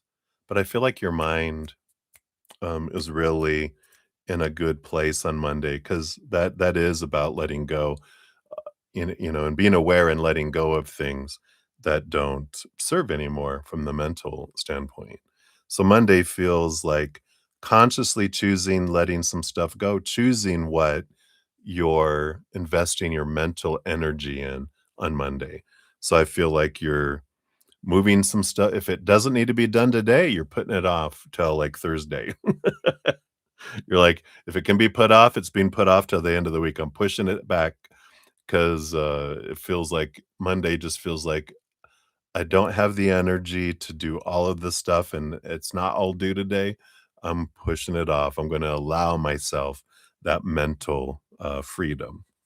Tuesday, I like this, the 10 of Wands is, it's like this energy. It's an energetic inventory. Where am I investing all of my energy? So I feel like, it's kind of like you're doing the thinking and the evaluating, both mentally and energetically too, because the 10 of Wands is like you can think of like 3 buckets. The first bucket are the things that are truly urgent to me and truly important to me. Not what everyone thinks is supposed to be important, blah, blah, blah, but truly to you. That's bucket 1. Bucket 2 are the things that are truly important to you, but not urgent. Those are things you can put off later and put it, you know, you'll know when they become urgent and you kind of, do that, put it on your calendar or whatever, right? And then the third bucket are the things that are not truly important to you, but are screaming, I'm urgent. And you're like, that's all right. It's not important to me. What is it? The old saying, a lack of planning on your part does not constitute an emergency on mine. And you're like, not urgent to me. I'm putting it off. You're focusing on bucket 1. This is what you're determining. I feel like Monday, Tuesday, Wednesday. And then Thursday, you're like, all right, get out of my way. I'm super productive. Zoom, zoom, zoom, zoom, zoom. And so I love that for you. Tuesday is like really evaluating where am I investing my energy. Wednesday, yeah, we got the moon energy, kind of stepping into your heart, really going, what do I want? What brings me joy?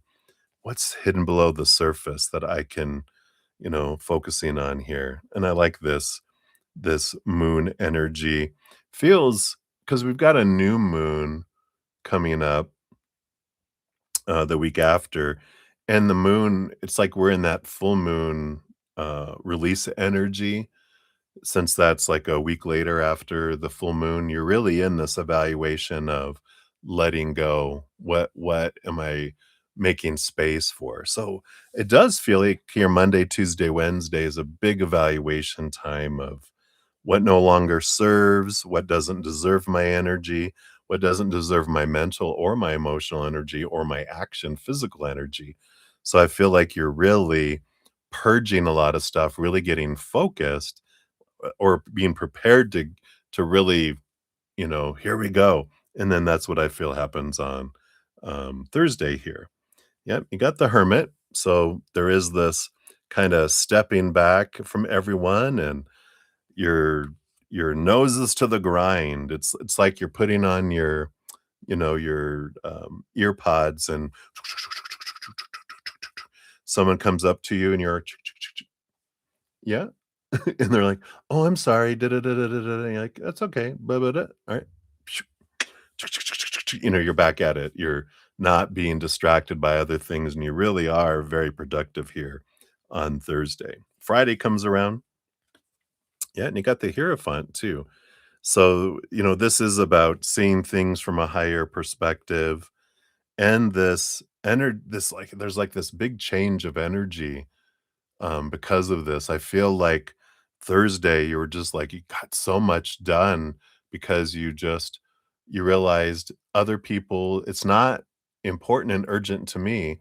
I'm not going to get involved in it, because people are like, well, what if we having trouble with that? And you're like, well, you might try talking to so and so. They're the SME, the subject matter expert or the contact for that. Whereas you before might be like, "Here, let me help you, and let's go over and talk to them and blah, blah, blah." You're just pointing people to where they could find the answers because it's not urgent or important to you. Zip back to what's important to you, right? So I like this, you know, honoring yourself kind of energy. Saturday comes around. Ooh. You might be having, a brand new beginning in some sort of relationship here with the 2 of Cups. Full card is full of possibilities and an important relationship, can be romantic if you're looking for one here, but it does feel like there's this new adventure kind of energy on Saturday. Free of expectations, so I don't feel like it's an unexpected, um because this is Uranus Aquarius energy that's with the full card, so it feels like sudden, like, oh hey, you bump into someone, and it's unexpected, it's not planned, and it's like I said, uh indifferent. And see here, and what happened Sunday? Yeah, the King of Swords, really getting into your mind and clarity around things on Sunday.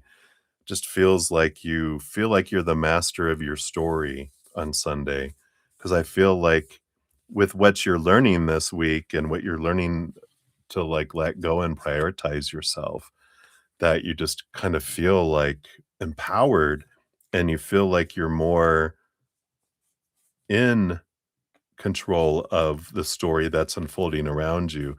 Instead of feeling like a character that's in someone else's book, you're feeling like the main character in yours. Ooh, I like that. So that I feel is what they have for you for that. Let's see what your fortune cookie says for you here, as well. So you've got, oh, crownless. Let's see what this it brings in here. So it says, "The ego grieves what the soul outgrows." Well, and so that is okay energy here to have because, um, I feel like you are letting people go, things go. I'm not investing in that. I'm not investing in this or that or whatever. And the ego, of course, is like, "No, we can't let." I'm defining myself by all those things. And you're like, "Well, I'm not. I know you're trying to, but I'm not defining myself by relationships with people or situations or things. I am the main character of my story, and I don't need all these characters to support me. My definition, I'm defining it for me." I feel like that's what's coming in here. The invocation says, "Break the name, crack the throne, let the rift return me home." There comes a moment when the rift. Oh, oh, this is crownless. Okay. Oh, okay. Because this is all about the Rift Walker. Sorry, it threw me off for a sec. There comes a moment when the rift no longer knocks, it strikes. Crownless card is that blow. The shattering of image, the collapse of who you thought you needed to be. This card arrives when the identity you've built out of pride, performance, or survival can no longer carry the truth of your spirit. Wow. The crown does not fall by accident. It is torn away, forged no longer from gold, but from delusion. The rift, relentless and sacred, pulls you inward, away from applause, away from certainty, and into the great unraveling. You may feel exiled from who you were, but you are being initiated into who you are. This is the death of ego, not annihilation, but realignment. The soul has no interest in titles, only truth. Powerful. Shadow energy of the card, if any of this resonates, clinging to status or validation, mistaking identity for essence, resisting change to preserve control, or judging your worth by how others see you. Three reflection questions. What part of me feels threatened by being unknown? Who benefits from the image I protect? What might the rift be trying to return me to? I love it. Oh, I'm so glad you love the reading too. This is great. This freedom. It's like, I'm not defined by anyone. I get to choose. So I like it. I like it. I like it. So that is what they have for you, my dear. So many blessings to you. Thank you again for your donation. An exciting week ahead. Freedom.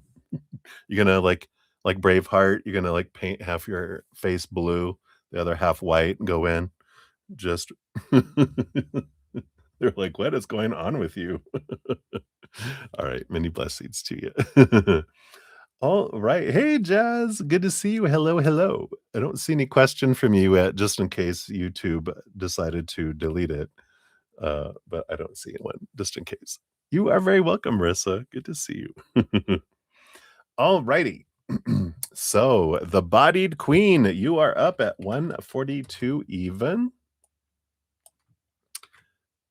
Oh. Okay, you came in right at the perfect time, Deidre. I was like, I know your first name and I know your last name, and I was like, but what is your ID? I don't like to like share too much information. So I got you. Perfect. So thank you for your donation via Z Venmo. And then you want the week for business ahead here. What does spirit want? So let me take a quick sip here. Cheers to you. Good to see you.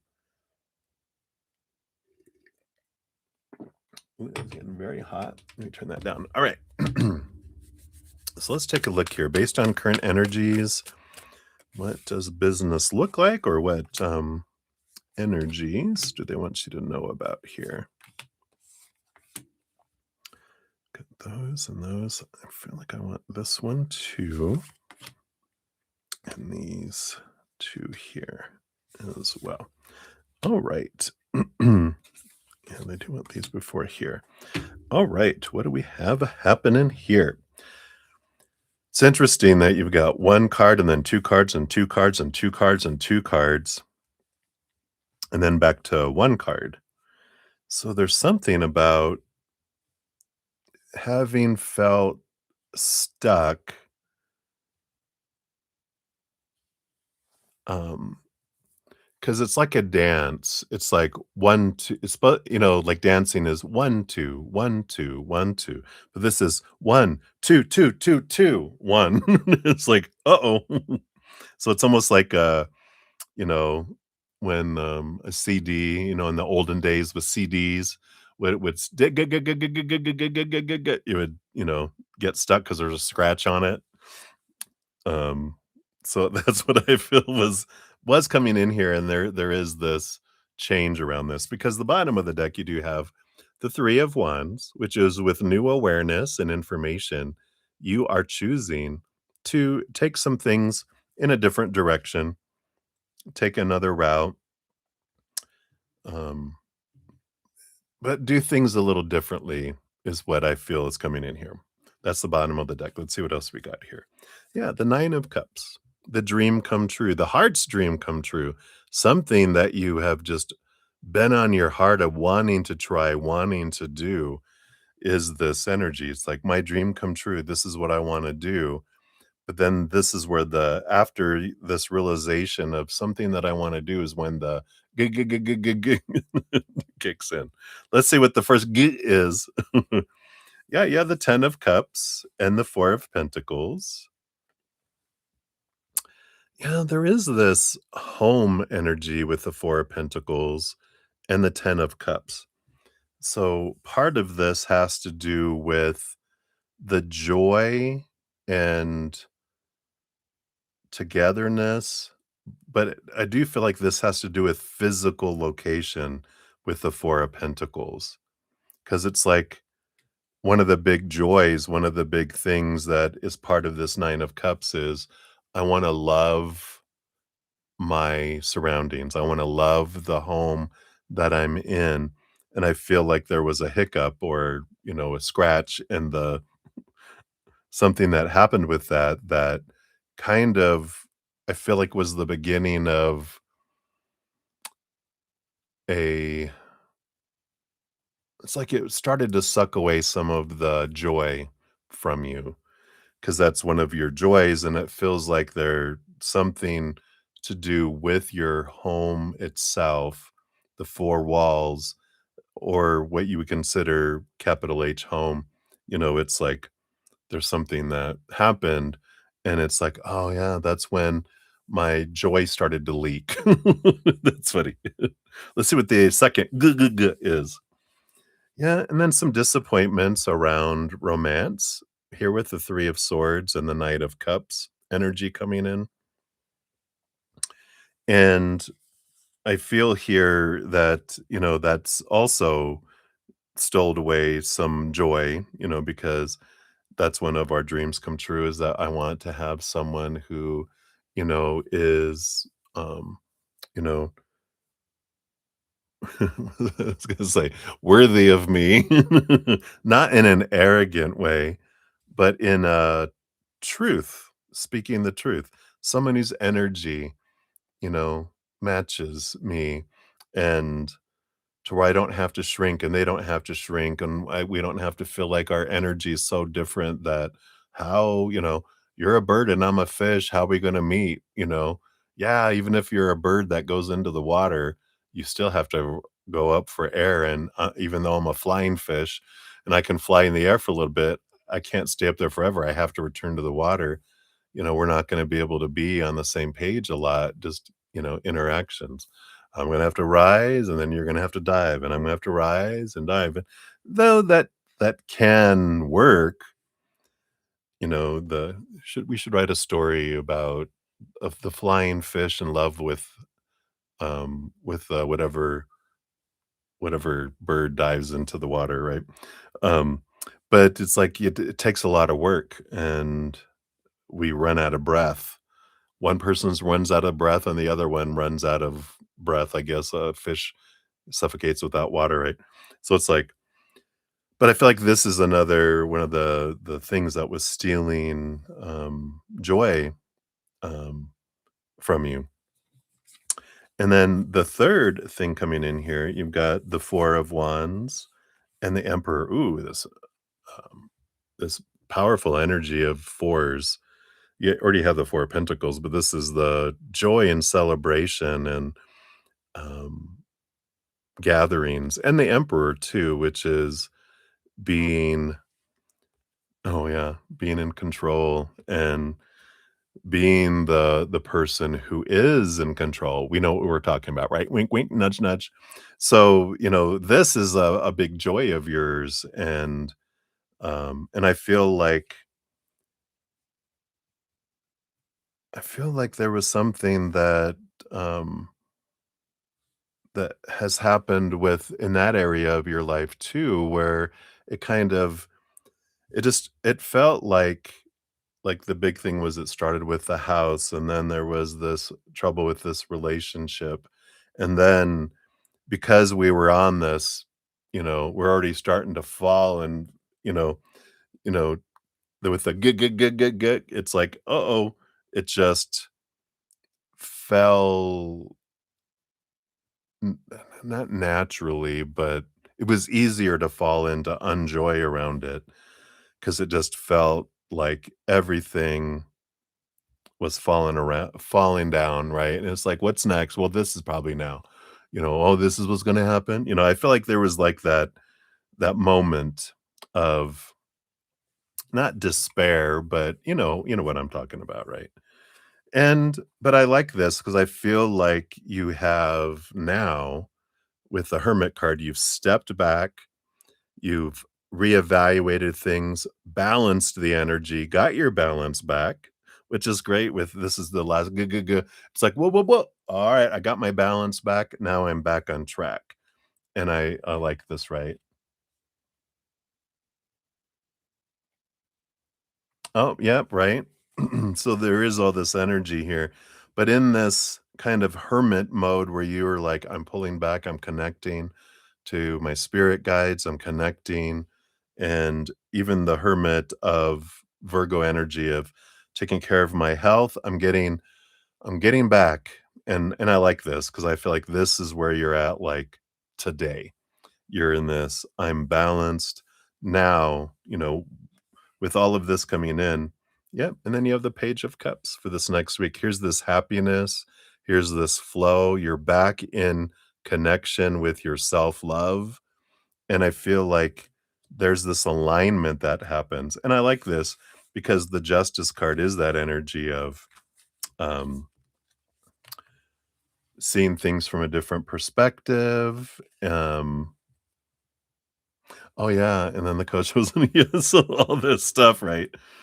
And this 3 of Wands, it's, "All right, I'm not gonna continue going down this road. I'm taking the off-ramp, and I'm taking myself in a different direction now that I realize, oh, my, I got hit by a lot of things that, uh it's almost like being on a balance beam.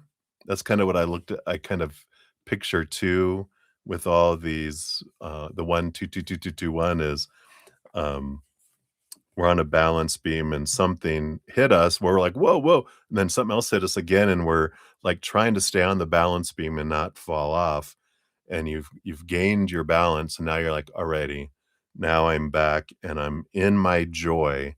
I'm finding my joy," and that's what changes things for this next week. So it feels like everything just kind of feels balanced, and the balance returns with all of this. Um, and then let's see what your fortune cookie says here too. Yeah, you got two energy again with 20, and it's the pact maker. Not all who go into the dark are lost. Some go to make a deal. Ooh, let's see what this is. All right, here it is. So the invocation says, I descended not to beg, but to speak, to offer, to listen. I returned with what was granted, not stolen, not demanded, but earned in trust. Interesting. So the Pact Maker card is the card of spiritual negotiation, sacred responsibility, and earned return. It marks the moment when you've entered the depths, not to escape, but to broker a soul deep transformation for yourself or another. This is the archetype of the one who speaks across veils, the intercessor, the one who makes promises in the dark and keeps them in the light. So when this card appears, consider what inner or outer forces have you bargained with, knowingly or not? What sacred responsibility have you accepted as a result of your survival or return? Have you honored the pact that allowed you to be here now? You may be stepping into a role as a guide, a channel, or protector of what was retrieved from darkness. The shadow energy of the card, it warns of deals made out of desperation that now need to be reevaluated. It warns of spiritual bypassing, pretending a price wasn't paid when it was, and also warns of carrying burdens that were meant to be shared or released. Says even a sacred deal must be revisited with time. Are you still upholding something that no longer serves your path? Well, evidently, because that 3 of Wands is you taking a different path. You're like, "Yeah, I'm ready to let go of some things." And your 3 reflection questions, whichever these resonate, says, "What did I agree to in my darkest moment, and how has it shaped me? What soul contract might I be holding consciously or unconsciously?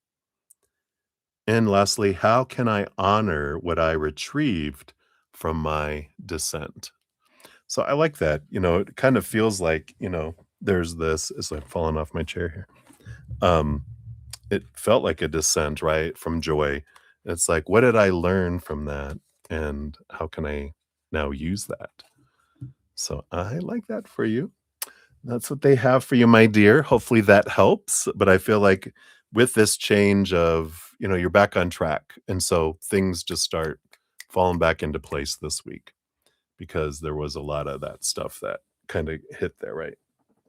Like I need to crack my back. There we go. It's time for movement because it's like,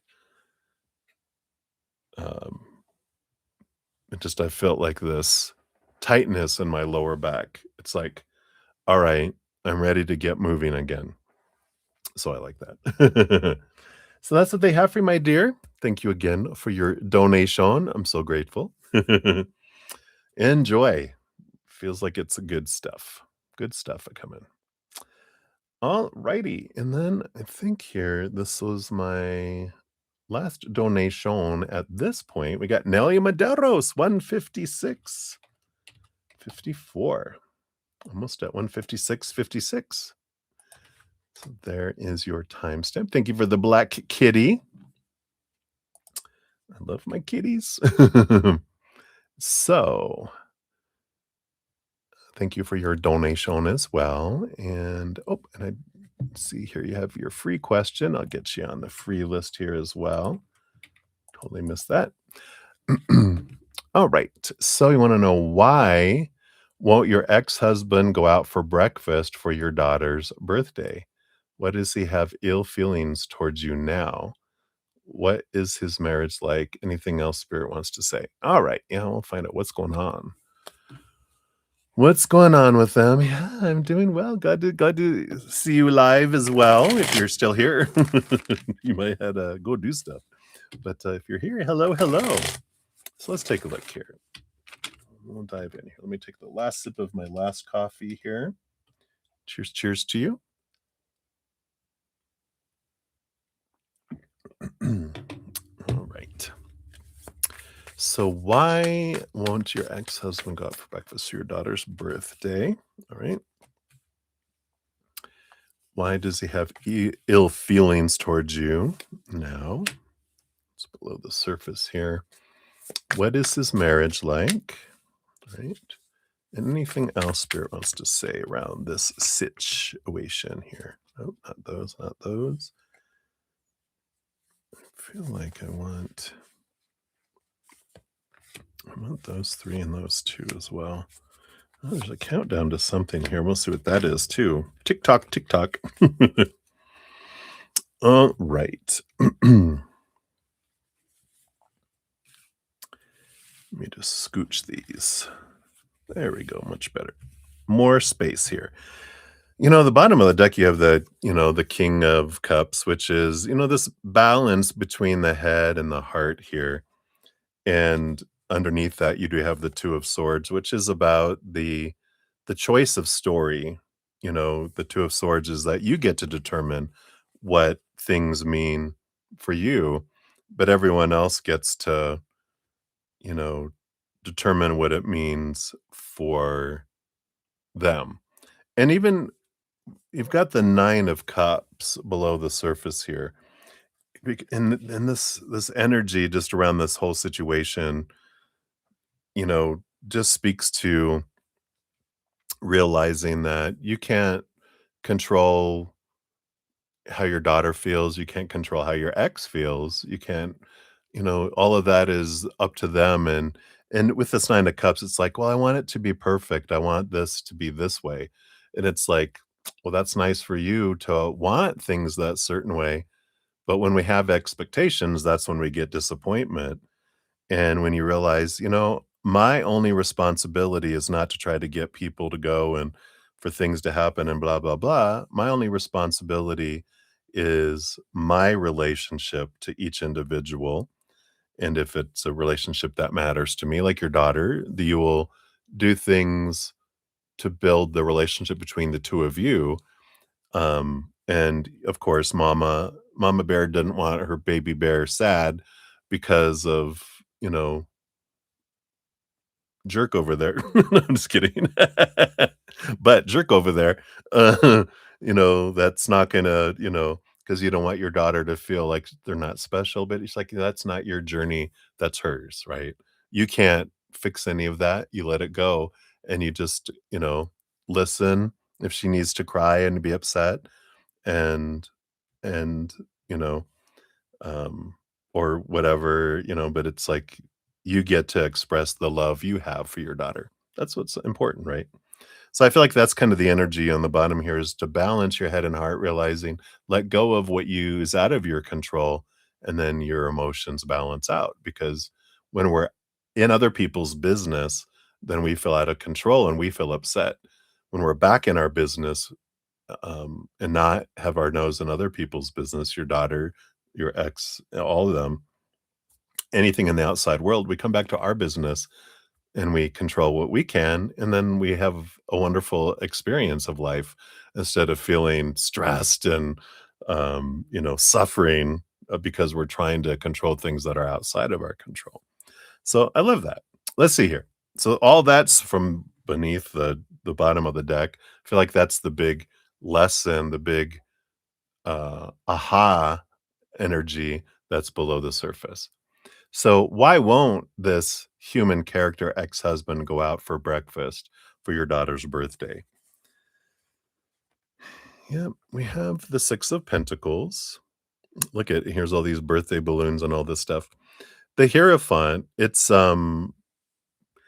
saying here, because the Hierophant, the master of the number 5, the master of change and lessons, allowing us to see things from a different perspective.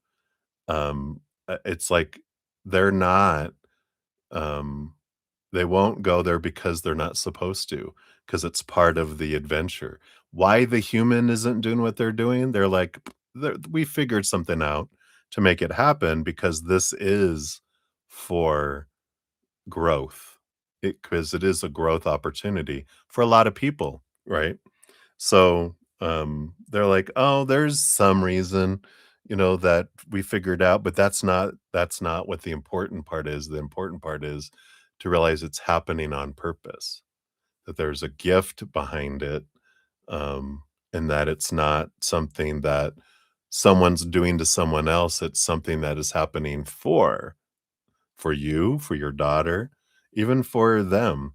Um feeling like they're failing as a father even, it's all this energy is coming up on purpose for a purpose, you know, when we're looking in at that. So, interesting, right?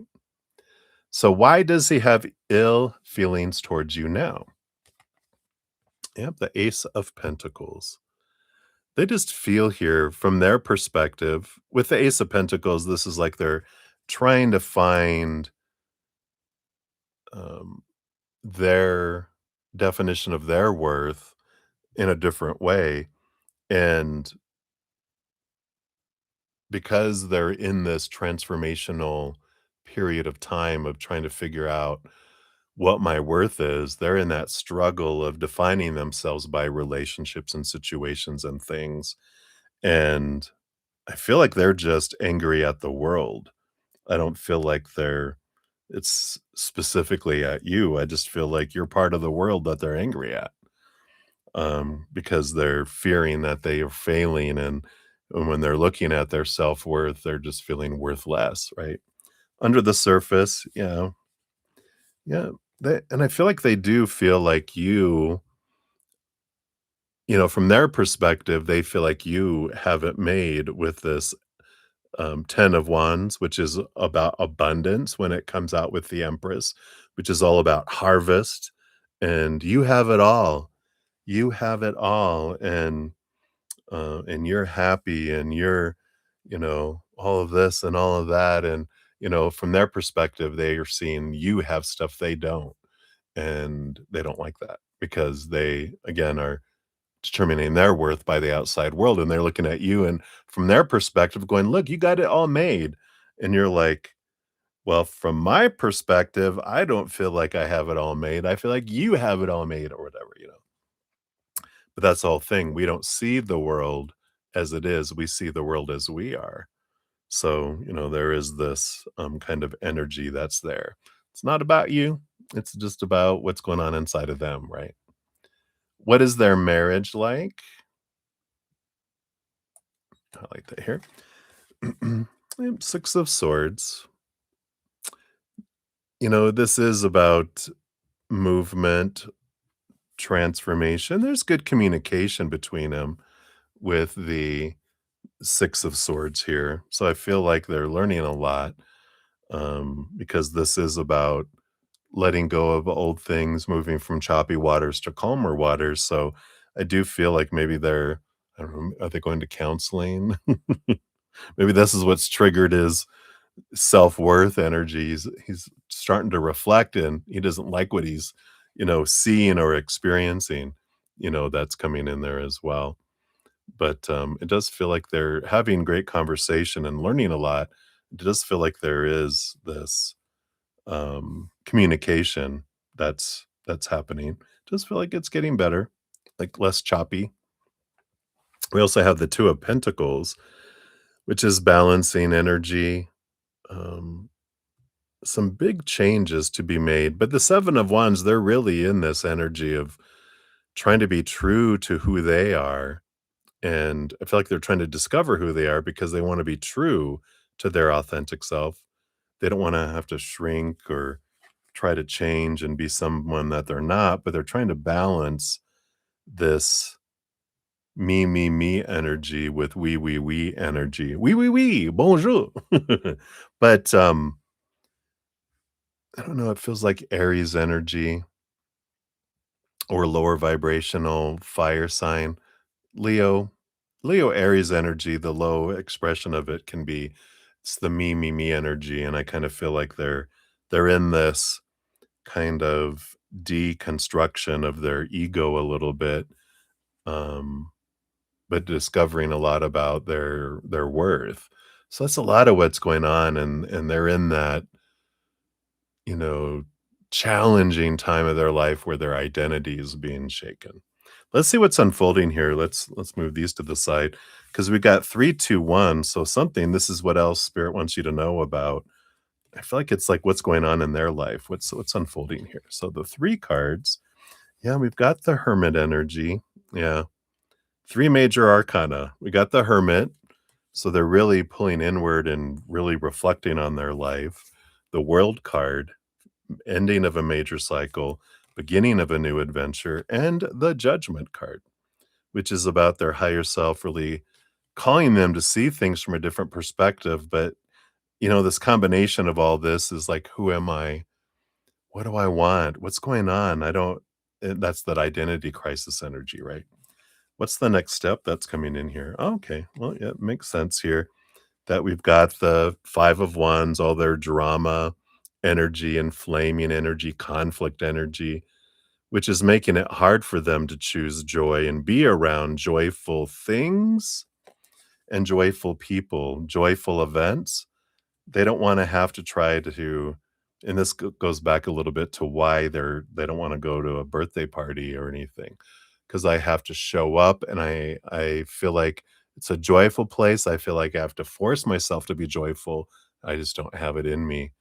I am in my conflict right now, and in a way, they're kind of saying if I go, I'll end up being a jerk, and I don't want to ruin it by where I'm at, and so it's best for me just to be away from everyone.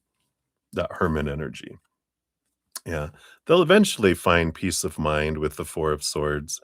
They'll, uh, go through this death and rebirth energy, a bit here because it's like it's a coffin, but it's the ending and resting and I feel like that's where they're at here. So on the other side of it, things will calm down once they, find that, for themselves. So that's what they have for that. Let's get your fortune cookie here too. I finished out the other uh, oracle deck we were using, so I had a backup in place.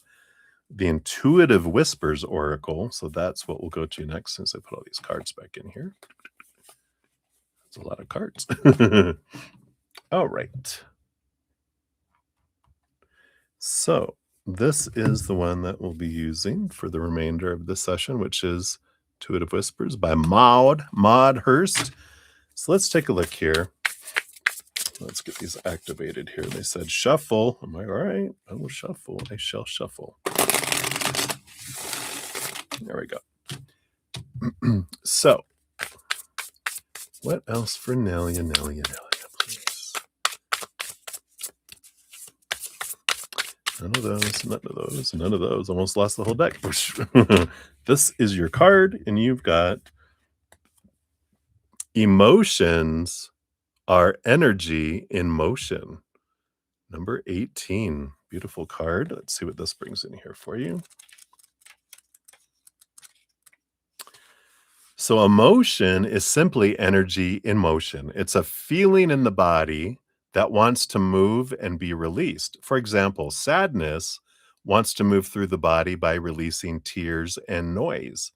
But when we suppress that motion, sadness is stored in the body and creates emotional or physical discomfort. Yeah, that's why, baby, right? Let your emotions move in order to release them through your body. We often resist feeling an emotion because we fear that we might get caught in it. However, the truth is that it is the resistance to feeling that emotion gets stuck. What we resist persists. Allow yourself to feel the full depth of emotion as it arises, giving it space to be felt and released through the body. So it says how to release emotion. Stand with your feet hip width apart. Place your left hand over your heart and your right hand over your belly and close your eyes. Take a few deep breaths in through the nose and out through the mouth, observing how the body feels. When you identify what emotion is present, break it down into sensations. Connect with all the different sensations in your body. For example, tightness, tingling, discomfort, or even numbness. Once you've identified them, give your whole body a shake. At the same time, deepen your breath and release some sound. The stranger, the better. Ah! Allow whatever sensations you were feeling to be released. Wow, I love that. All right, so that's what they have for you, my dear. Thank you again for your donation. Greatly appreciate that. All right. And let's take a look here. So we've got Maria P. I got you onto the free list here. Nope, we got a PayPal. Is this you? It sure is. So you'll be up next for your donation. And then we do have you, like I said, on the list for your free reading eventually as well. Oop, let me just back up here. There we go. Much better. And then, excuse me, Alice, hello, hello. Message from your spirit guides and angels. Let's grab you and we'll get you on the free list here as well. Boom, boom. All right. All right. So Maria P, we got 21422 for your donation via the PayPal. So thank you so much for that. I actually just left it open here. So we'll scroll down here and get to your questions. See what we have happening here.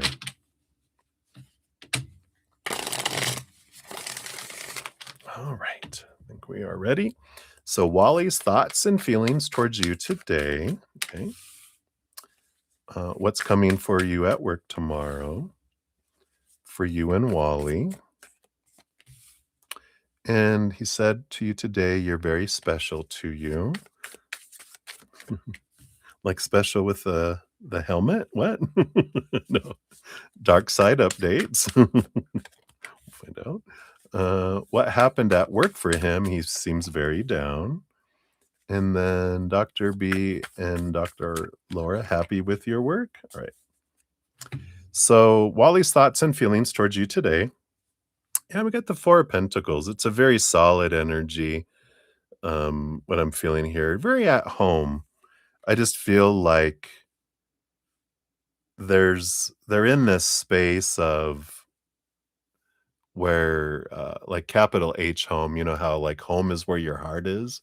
I feel like they're feeling that way going, "My heart is at home with you."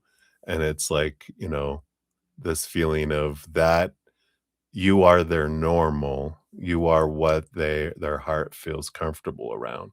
That's home, right? So, I like that energy. What's coming for you at work tomorrow? Right, yeah, we got the magician energy. Whatever you want with this magician, there's whatever you focus on is what you draw in here. There is this, uh, new beginning kind of energy of seeing things differently, it feels like, but it's whatever you like, again, if you focus on abundance and what you love, you have a really great day. If you focus in on fears and what you don't like, you have a blah, blah day, right? So it feels here like go in not feeling like you're at the whim of work or whatever, but that you get to decide what kind of day you have. I feel like they've been talking like this for a little bit around work, and I feel like this is an important thing for you to learn right now. And I feel like we got a reading on that whenever you get this kind of card, it's means that, always what we're focusing on, we draw in, right? But when you get a card like the Master Manifester, it's next week or tomorrow. Since you're talking specifically about tomorrow, it's a big energy of whatever you focus on comes in extra big and extra fast compared to normal energy. So be really aware of whatever energy that you're focusing on tomorrow at work because it just really impacts you. What's coming for you and Wally? Got the Page of Swords. So a lot of increased communication, a lot of clarity between one another. So a lot of talking, it feels if this was for just for tomorrow. This feels very much, or this week just feels like a lot of clarity, a lot of talking, a lot of real conversation. It's like your conversations are going deeper and deeper, meaning higher and higher. So I like that for you. He said to you today, "Oh, you're very special to me." Yeah, the Queen of Wands. They like the passion. They love this energy of it is that you ignite something in their energy, and it's like almost what I would they would say you made me feel like I was live you have made me feel, not have had, like you did and you continue make me feel like I'm living again instead of feeling like I'm existing.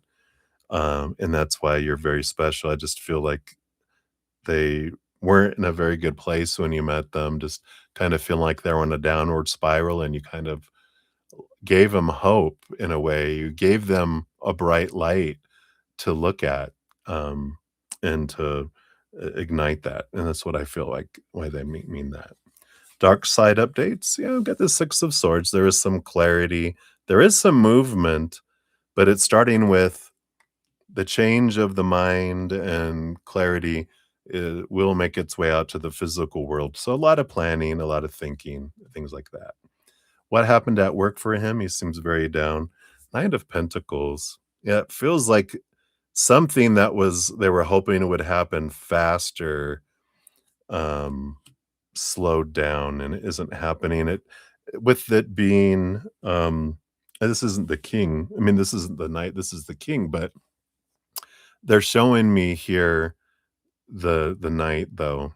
They kind of overrode the card to be that he wanted to have this abundance. He wanted to have um, good success and results where he's at, and also abundance. Maybe like they were hoping for more money and a promotion or, something like that. And it feels like it was delayed and the results weren't there. And so um, because they were hoping, they base their, sorry for my stomach growl, they base like their performance on how everyone does, and because they're in that position of, like, managing everything, right? And so it's like, well, the results weren't, so that reflects on you, and so da da da. And they're like, oh man, And so I just feel like they were a bit bummed around that things that they were hoping would move faster, that they had attached their worth to at work, didn't go so well. And so they're a bit bummed about that. Dr. B and Dr. Laura, happy with your work? Yeah, Ace of Swords. A lot of clarity. I feel like the Ace of Swords is a it's a positive card. All aces are. And this has to do with when we're looking at the Ace of Swords, there's like this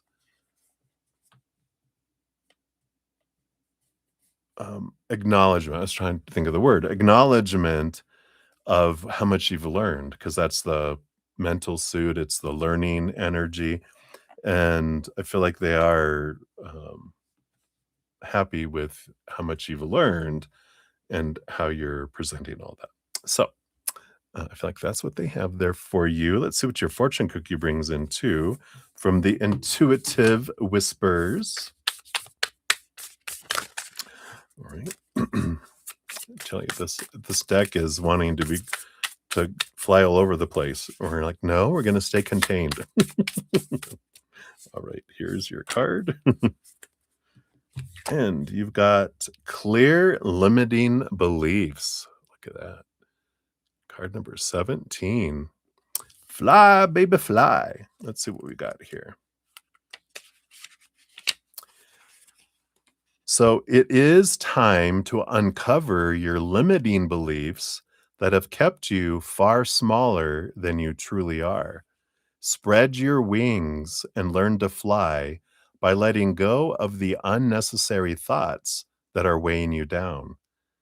In the first few years of your life, you made assumptions about yourself due to your external environment. You started unconsciously writing the story of who you are and believing it to be true before you were even fully developed. There are usually one or two primary beliefs that tend to stay with us throughout our lifetimes. And until we're aware of them, they can direct our life choices. Wow. Common primary limiting beliefs are I'm not good enough. I'm not lovable. I'm not attractive enough. I'm not clever enough. Feel familiar? This card is here to remind you that your limiting belief is not true. It is only a thought, and you have the power to free yourself from it. How to clear limiting beliefs. Sit down and close your eyes. Do it. Sit down. I'm just kidding. When you're ready, sit down and close your eyes. Take 5 deep breaths. Right? Bring your awareness to a goal you're trying to achieve in your life, a new job, a new relationship, a financial goal, and imagine this appearing in your life right now. As you visualize this, notice what limiting thoughts appear in your mind that stop you from being able to achieve this goal. Once you have identified what is holding you back, notice if it feels familiar. It might be a primary limiting belief, and it's time to rewrite it. Use a counter belief to break the thought pattern. For example, if your belief is, I'm not clever enough, change it to, I am more than clever enough for this. Get your thoughts on your side, not working against you. It's true. Whatever we tell our mind the most is what it'll reinforce and show us proof to reinforce that story. So as we change our stories, the story we tell our mind the most is the one it'll support and start bringing about for us. So I love that. Right. So that's what they have for you, Maria. Many blessings to you. All right. I think that is it for my donations. And I have here, let's see, we've got 1, 2, 3, 4, 5, 6, 7, 8, 9. So I've got 10 free readings. So we'll jump to those next. But I do need to take a quick little break. Uh, and I will be right back and we'll finish those up lickety split for you. So we shall return here in a moment.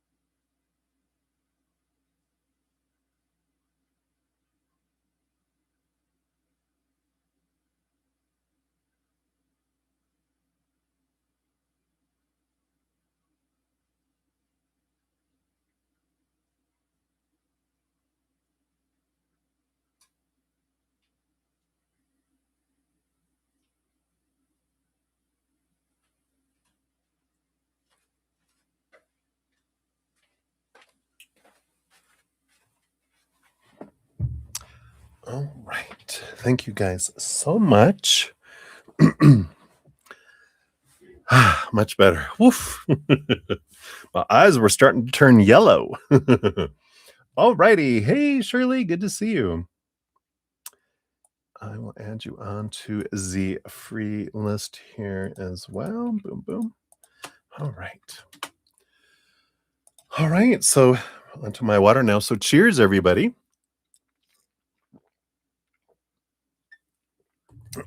And we will dive in. So, up first, we do have, here's the list I have for the free readings. We got Minaheel, User PC, Sheesh, Olivier, Jean XO, CJ, Carmel, Nelia, Maria, P, and Alice. And then Shirley is where we're at. So let's jump in. So 22846 is yours, Minaheel. So good to see you. Hello, hello. Here's your timestamp. And after what type of transformation love will come in your life? Anything specific? All right, let's take a look here. What does Spirit want you to know based on current energies? After what transformation does love come in?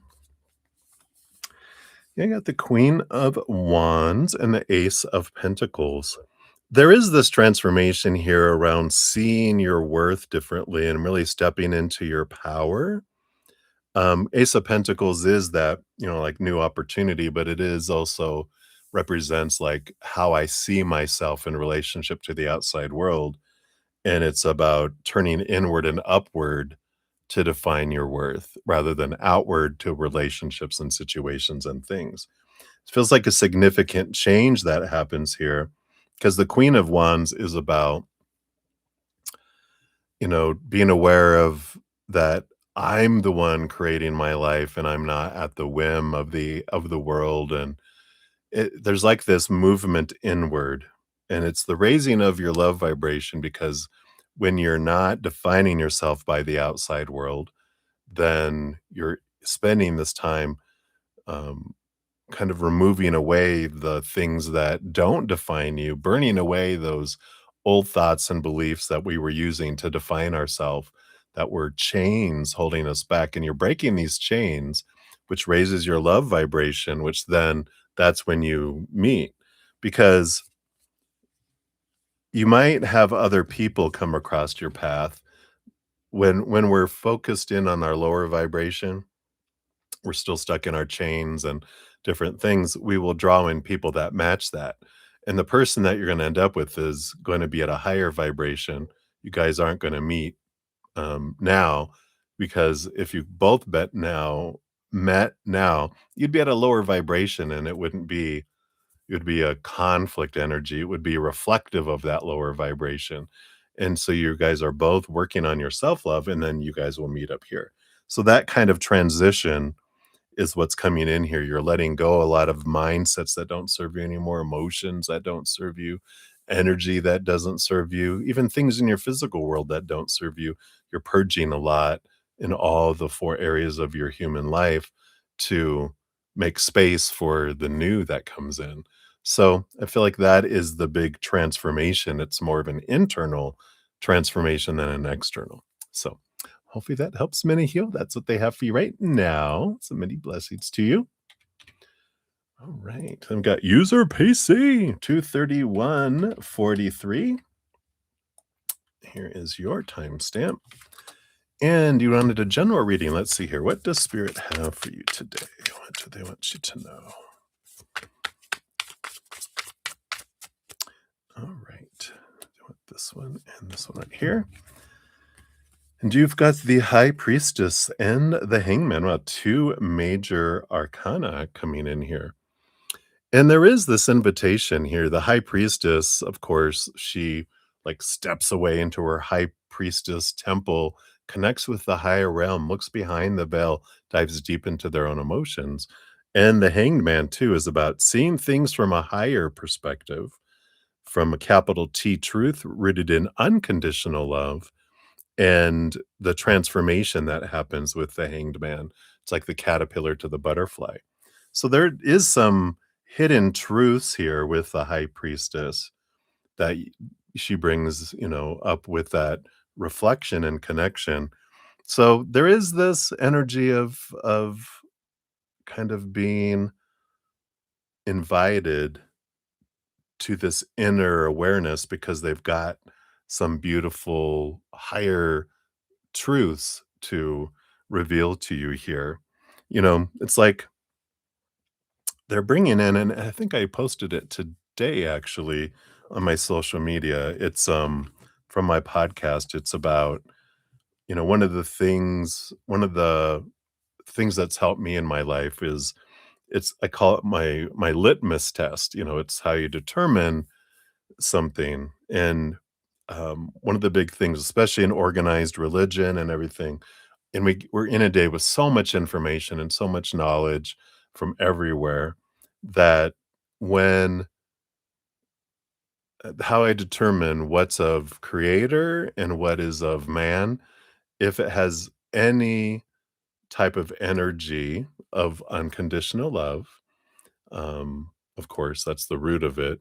We know that's from creator. Anything that feels like expansiveness, limitlessness, um, that is from creator.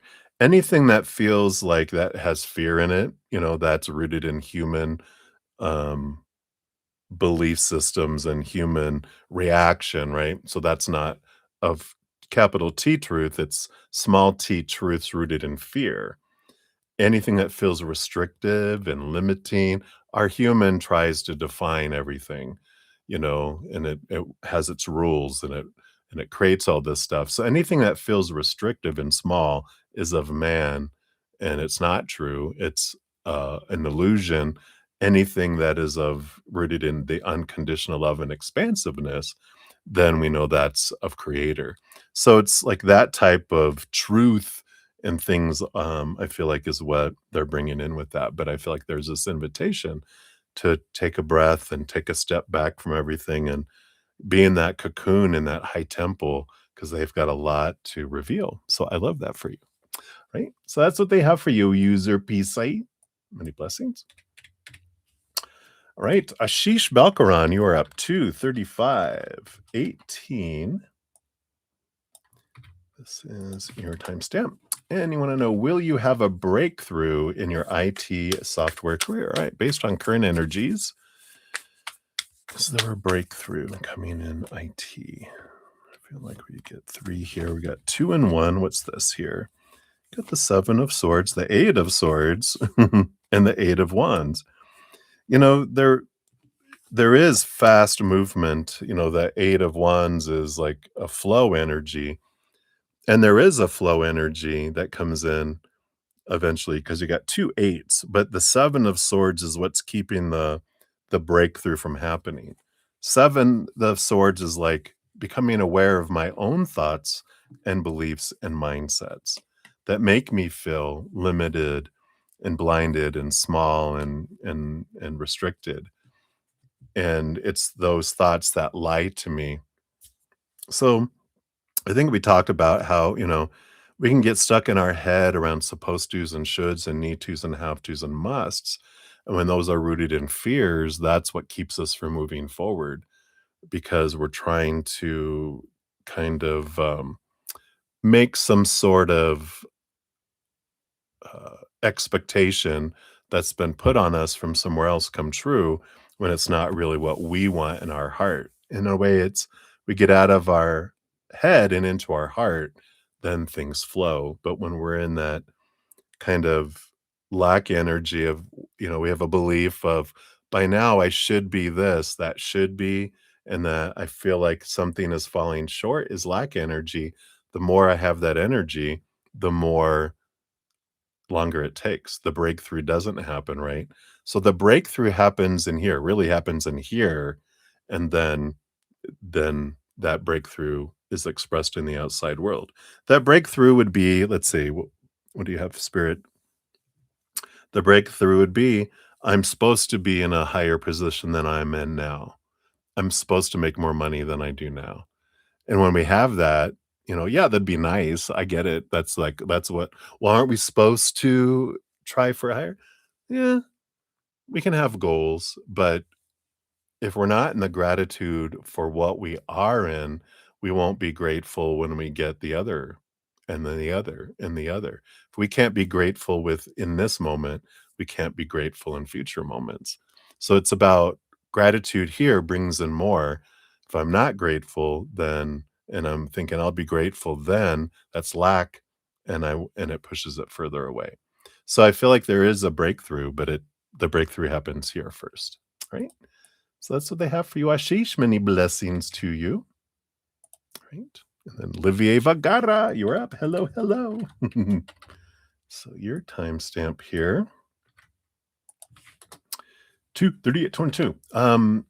You want to ask the chances of traveling the place that you want to visit this year, right? Based on current energies. Is it possible? And what else do they want you to know? Yep, 4 of Wands, joyful celebration. Definitely a possibility with the Wands energy. Joyful, happy time here. And the 6 of Wands. Yeah. 6 of Wands is about a victory energy here. Both of this flowing energies. And it's, of course, when it's all about possibilities on your energy here, it's first of all, grateful for, gratitude for what I'm in now, right? And giving it to the creator. There's something that they want me to read here because I was looking through some of my cleaning up some notes and that came across and I was like, oh yeah, I remember this. I mentioned it like probably months and months and months ago when I first came across it. It says there's two subtle words that slip into our mind, how and when. Every time we ask how it will happen, we shrink the infinite field of possibility down to our limited human logic. And every time we ask when, we vibrate with waiting and therefore with lack. The quantum field does not respond to deadlines or strategies, it responds to our frequency. And that's what I feel with all this wands energy is what is my frequency? If my frequency is one of joy and gratitude, then things flow toward me.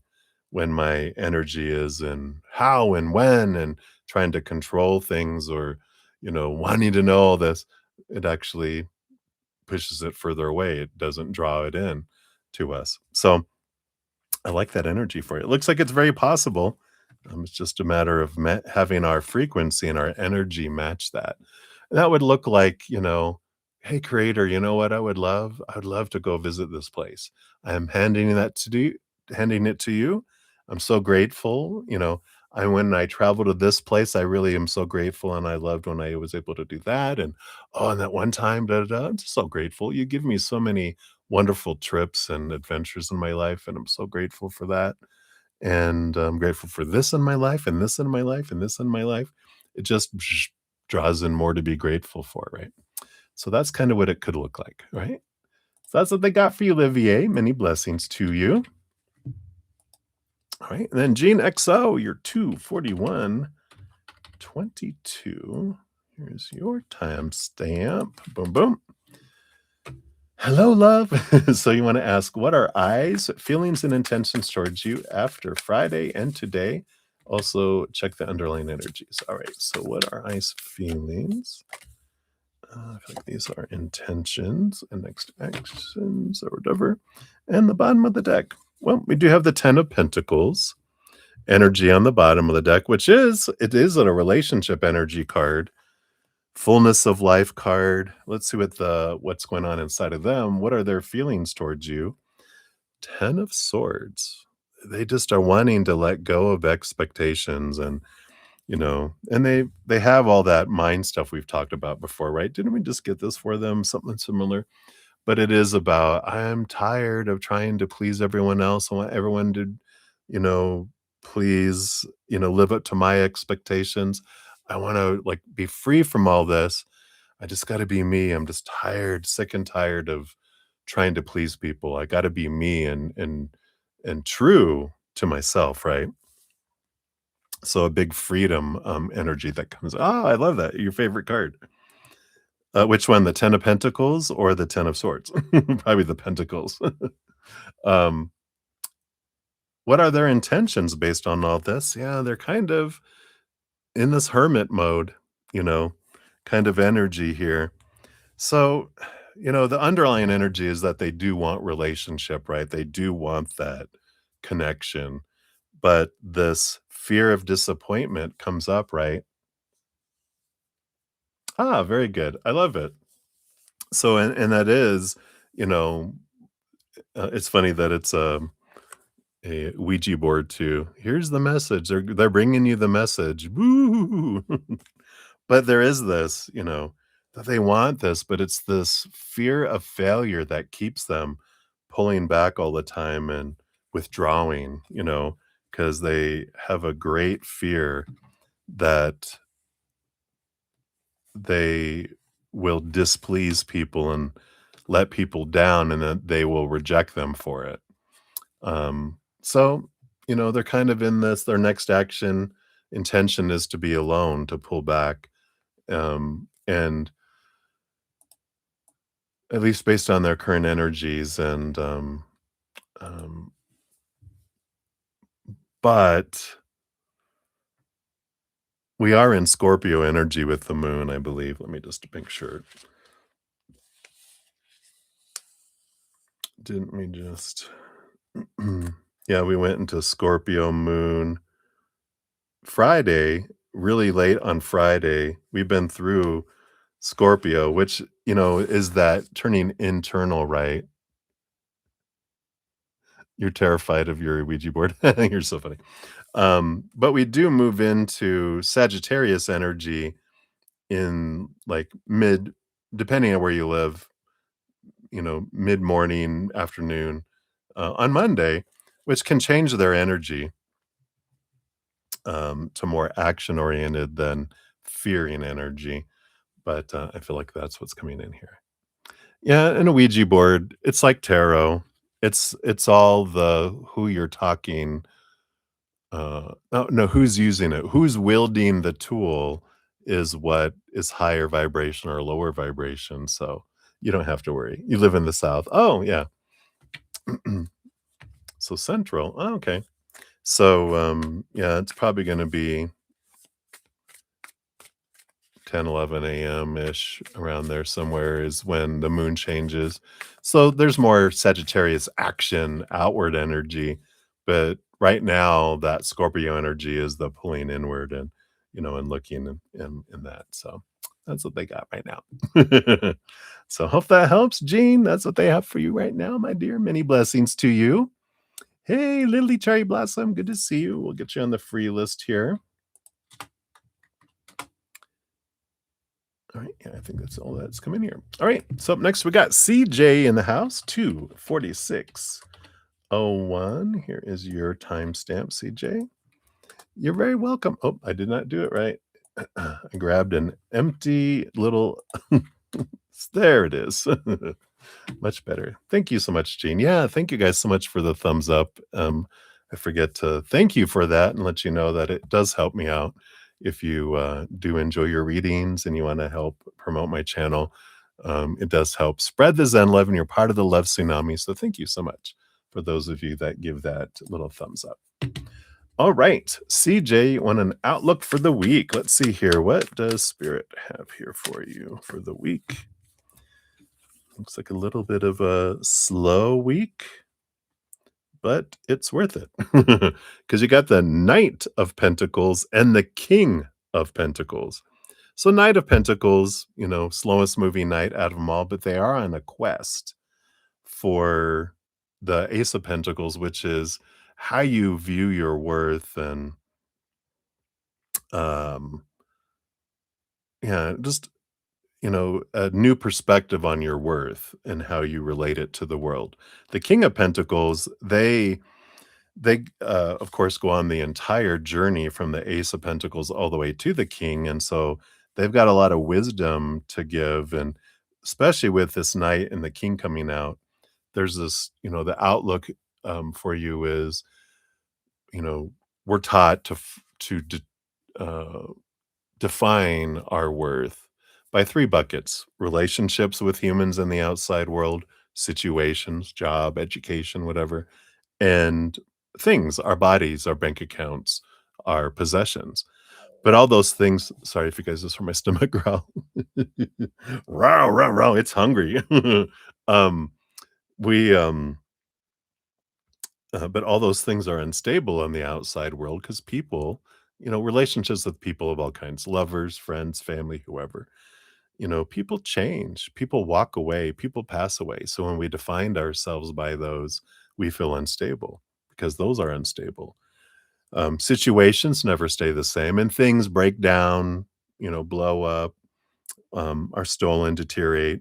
So all that stuff is unstable and when we define it, that's why we feel unstable because they are. But they all point us back inward and upward to where we find then that we are priceless instead of like the retail price of the outside world where we end up and it's like people put us on the clearance rack because our worth is always unstable and changing depending on the season, the who, the what's going on. It's not stable, but when we turn inward and upward and we find that eternal unconditional love and define ourselves by that, then we have a solid foundation. I feel like that's what this coming in this week is. You're realizing some disappointments and some instability in the outside world. You're realizing, yeah, this is all pointing me inward and upward. And that's where you can find how priceless you really are. All right. That's what they got for you, CJ. Many blessings to you. All right. Carmel Damon, you are up to 4927. Here is your timestamp. Why is DL thinking of you? When will he and you talk again? All right. So we want to know what they're thinking about you, right? Maybe not why. What are they thinking of you, and when will he and you talk again? Let's see here. Let's pull from the when deck here. Let's see what they have here based on current energies. All right, that one here. All right. So, what are they thinking of you right now? Well, they're kind of deciding with the Justice card. It's the Justice card is this Ace of Swords usually, which is trying to gain clarity, trying to see things from a different perspective. And the scales are, they're kind of going, well, I think this, but what about this? It's this going back and forth between seeing things from a place, a higher place, or thinking, or from a place of fear. And so that's why the scales creak, creak, creak, creak, going back and forth and back and forth and back and forth. So, and you asked what they're thinking of you. And so their thoughts are all over the place, up and down. Based on current energies, when will you guys talk again? You got March 21st to June 20th. So that's quite a range there. But we got the Ace of Pentacles. It does show that there is an opportunity with the Ace of Pentacles being new, um, new, a new opportunity in the physical world. So anywhere, because March 21st is a couple weeks away, all the way up to June 20th. So that is what they have here right now. But their thoughts are ever changing, and not to be so vague with that. Let me kind of sit and try to capture some of these thoughts as they're flying all over the place, because their mind just feels scattered and like disorganized, like they have ADHD and they can't keep to one story. But there's memories of happiness that come in of, "Oh, I like this, I like that, I like that," and then, "Oh, but what if this happens?" A lot of what ifs and fears of disappointing and not living up to expectations and the feeling of being trapped. I don't wanna be trapped. I wanna be free, but I don't but I want it's like all over the place, up and down, up and down. Um, they're just really consumed with a lot of what ifs, I feel like is a big piece of it. Fear of the future, fear of what this would mean, fear of what could or couldn't happen, and if I did this, that it wouldn't be enough. It's a lot of projection of feelings of fear of failure kind of energy. So, hopefully that makes sense, Carmel. That's what they have for you right now. So many blessings. Right. Nelia Maderos, you're up to 5242. Right. Yep.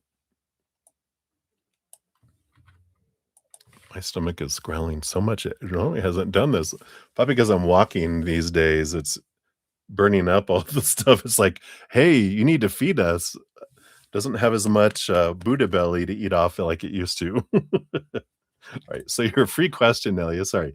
Will Mahid send you a birthday message this year? Just curious, right? Based on current energies, will there be birthday wishes? I got that one. What else?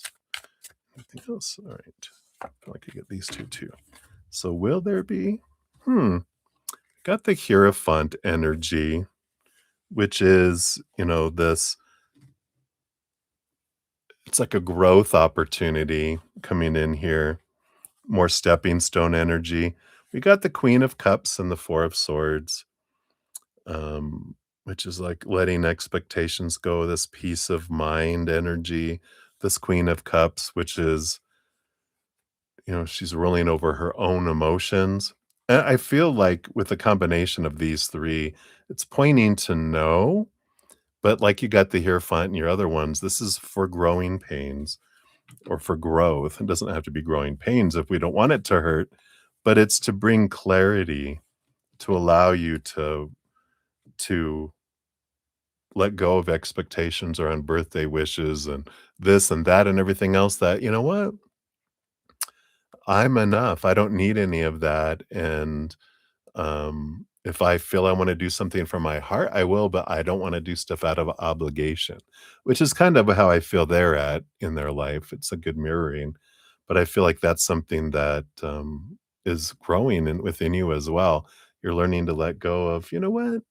Yeah, I am um, reducing more and more and more and more expectations and thoughts and beliefs to where I can just be happy on my birthday and not even um, I'm not even gonna keep track of who is and who isn't wishing me a birthday. I'm just gonna celebrate who does and what's going on in the moment and not worry about the stuff, which is cool. I like that for you. Right. So that's what they have for you, Nelia. I know. So no expectations. Don't expect it. Ain't gonna get it. Right. Maria P, you are up 255.22. Oh, look at those repeating numbers. And a general for you and Wally. Let's take a look here. Got this one and this one. So you got the Ace of Swords. Yeah. We you got that, like, what's gonna happen for you guys, right? So this is this opportunity to learn and to talk, or did you have the Page of Swords? But this is clarity around the Nine of Swords is clarity around our fears.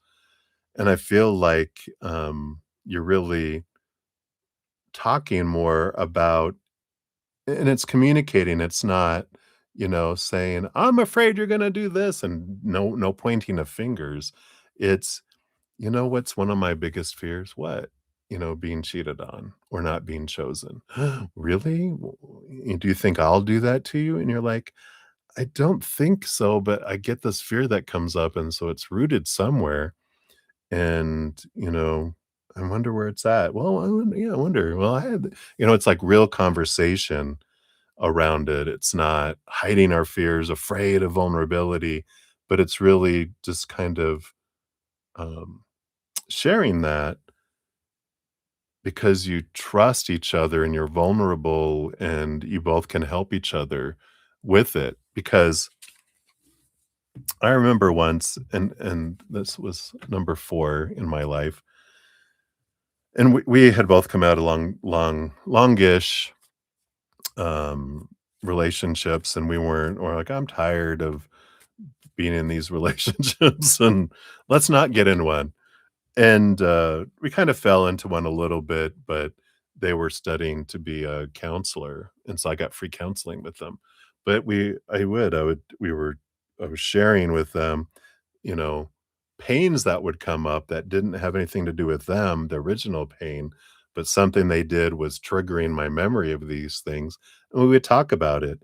And in where I was gonna say about it, about an insecurity that I had, and when we were out among people and people would come up and flirt with them, they would grab my hand, and that gave me that security, and I'm like, "Wow." And so when you talk to, your partner about your fears and we talk about, "Well, what could I do to help you feel more secure?" "Huh, that's a good question. What do you think you could do? What are your ideas? Let me think about what I would, but, let's, brainstorm," and then you discover stuff and you can support one another there. So I love that. So that's what they have for you. So many blessings, Maria. All right. All right. We got Just Alice is up. Just Alice. Here is your timestamp 258:24. There we go. And a message from your spirit guides and angels. All right, let's see here. What do they want you to know right now? We got this and this one. All right. Yeah. So you got the 5 of Cups, which is like a card of lower vibrational emotional energy, but the change of it is what it's being focused on here with this combination. Because the 5 of Cups is like sorrow, sadness, anger, any of the lower vibrational emotions rooted in fear. But the 5 is the number of change, it's the number of transformation, which brings you to the Page of Cups here. Now, usually the 5 of Cups, you'll see 3 spilt cups, and there's 2 cups behind the person, which behind the scenes, we have our power of emotional choice. And I feel like that's what the big, energy is coming is that no one can make you feel anything. Everything in the outside world just is and just happens, but it's our conditioning of emotional choice that has us all these stories that we've learned of when that happens, this is how I'm supposed to feel. When that happens, this is how I'm supposed to feel. So we took that opinion on as our own. Oh, this is my emotion when that happens, reinforced it toward it became our habit. the beautiful thing is our power of choice is if I'm not happy with an emotion I'm feeling, give it 90 seconds and it's over, and I can learn to choose to feel emotionally about something as I question my emotions around something. And this is where all this is changing because it's like the Page of Cups is that's the chalice, the Holy Grail. That's my self love. And when I realize that I can choose higher vibrational love any moment if I want, or I can choose lower vibration emotion if I want. Neither's right, neither's wrong. They just bring different experiences and different outcomes, right? But if I'm tired of feeling an emotion, the great news is that I'm the only one that can change that. It's not dependent on anyone in the outside world, that there's this power of we get to choose how we feel about things. And as we question our fears and question the stories behind the emotions of, "Oh, when someone cheats on me, I'm supposed to feel devastated, and why is my heart" "it feels like my heart broke." Our hearts can't break, but it sure feels like it. And when I question, "Oh, the prick in my heart was because I fear that their actions mean something about my worth." I can be set free from that, realizing their actions tell me what they're going through, not about me. My emotions tell me about me, and I can transform it. So I feel like that's what they have for you right now, Alice. Hopefully that helps. Empowerment through the power of emotional choice. All right. So many blessings to you, my dear. All right. And we had a couple more come in. Hey, Blueberry. Good to see you. Get you onto the free list here. And then Allah as well. Hello, hello. Holla to the Allah. There we go. And we only have a couple more ahead of you guys. Up next, we've got Shirley, and then Lily Cherry Blossom, and then Blueberry, and then Allah. So you guys came in just as the room is clearing out. All right. So Shirley, Silver Fox, you are up 30223. Here is your timestamp. I am well. I hope you're well as well. You want to know, how will you know when AJ will come back for reconciliation? All right, let me take a sip here.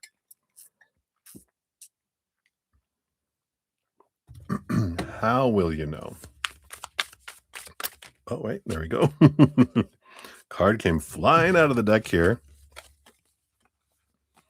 Wow. Yeah, you got two eights here, big flowing energy. Eight of Swords is about when you become aware of your own thoughts and beliefs and mindsets that make you feel limited and bound and blinded and small and restricted. And the Eight of Pentacles too is about, transformational energy like the caterpillar to the butterfly, because AJ won't come back for reconciliation until you both have independently transformed. You've let go of expectations of supposed to be and should be and need to be. You've let go of this caterpillar energy and transformed into butterfly energy. And you guys will come back together when you both have done that. I have no doubt that you've already been working on this. You've already been questioning, what did I learn from this relationship? What have I learned from my other relationships? What are parts of me, these stories that I have no longer serve me, and I'm letting them go, these beliefs that, when this person does that, that means this about me, or when this person doesn't do that, that means this about me, or when they say this, this means that, when they don't say anything, it means this. We're letting go of so many of these stories because all those expectations we have make us feel lacking, right? Because we have to do all this stuff just to get up to zero, then abundance happens. So as we clear out more and more and more of those and kind of step into our heart more and focus in on gratitude for who someone is and what is happening, then abundance starts right away. But when we live from the mind with all these expectations, we always feel like we're in a hole. So you've got this, you'll know when AJ will be coming back because you will have been changing inside here, and especially here with those mindsets. So I was saying I have no doubt that already working on this and doing your inner work and transforming and releasing things. I'm not quite sure how long it'll take AJ to do that because I don't feel like they're active in releasing those types of things. So for now, focus in on you and we can see, give it a little bit of time. We can take a look and see, based on energies, when does that look like happening? I feel like we don't want to check now because you'll get, oh, that far away.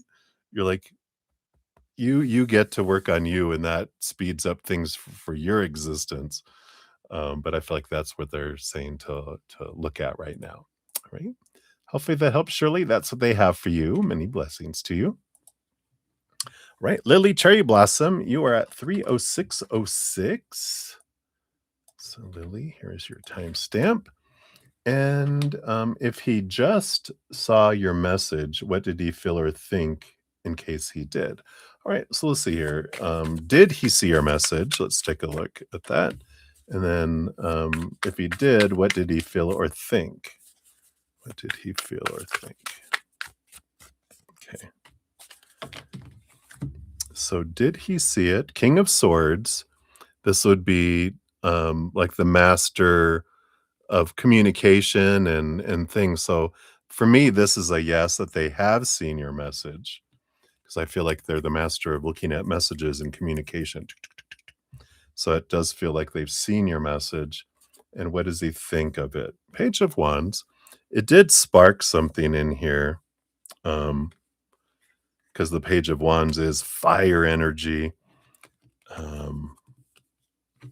So it did. I'm not going to use that word. Well, they're like, it did arouse him, but I'm like, what kind of message was this? But I feel like it sparked something is a better word. But they were like, yeah, it definitely sparked action energy in them, um, at least to contemplate and think, because they are the King of Swords, that way you got the King of Swords. So they're a big thinker. And so I do feel like that got them thinking a lot, but I feel like they go into their head and overanalyze and kind of look at things anyway. But I definitely feel like they're, thinking about what was said and does it mean this? Does it mean this? I feel like they're just, um, spending a lot of time thinking about it and thinking about how they want to respond.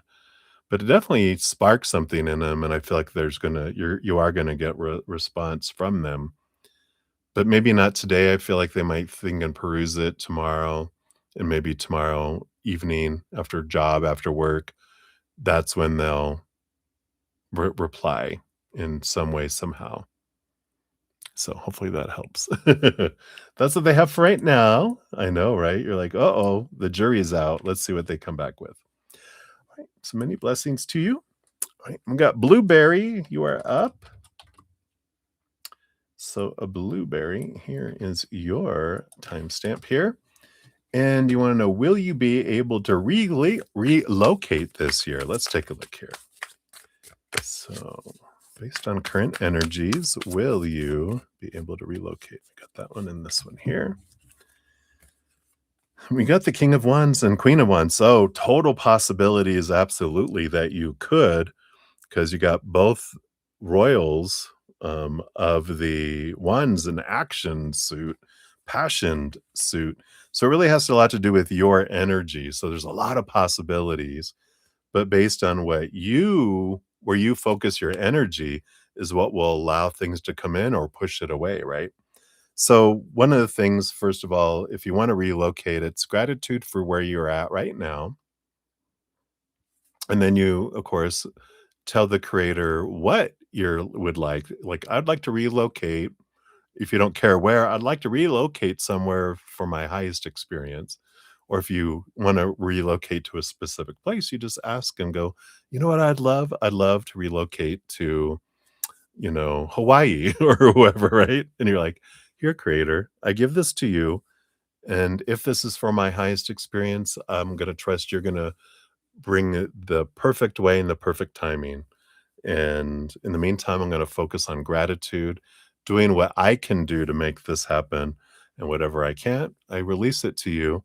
But I'm going to stay positive as much as I can. If I'm in, I have to, I need to, and I go into lack energy, I push it further away. So it's about the more we stay in higher vibration, the faster and more easily and smoother things come to us.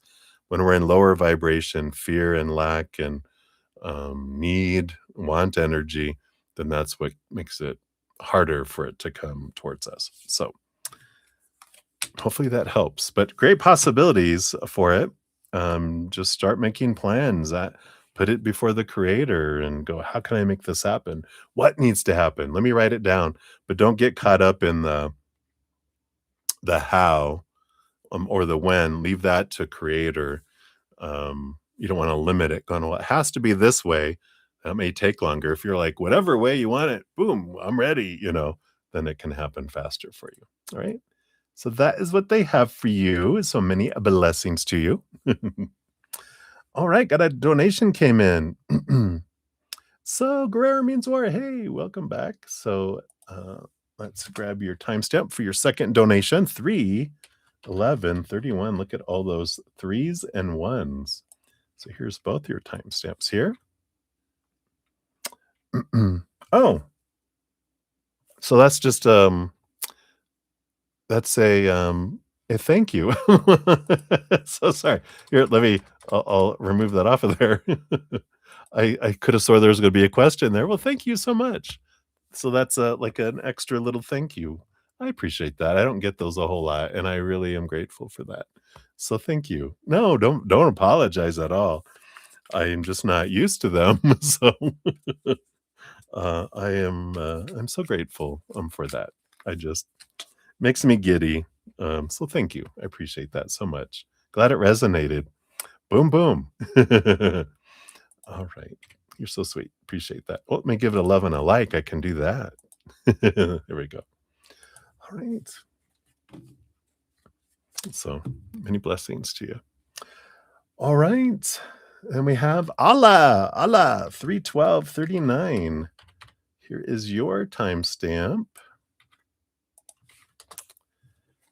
And I am doing well. I hope you're doing well. So you want to know, what are Pisces' current feelings? All right. Let's take a look here first at that. All right. And then why hasn't he contacted you? Will he contact you this week? All right. So I feel like that'll be in the current feelings. And let's see here. Will he contact you this week? Or actually, it looks like we got a card specifically for why he hasn't contacted. So his current feelings, we've got the 9 of Pentacles, which is, it's like a hermity energy. They're in this, I want to be alone energy. um,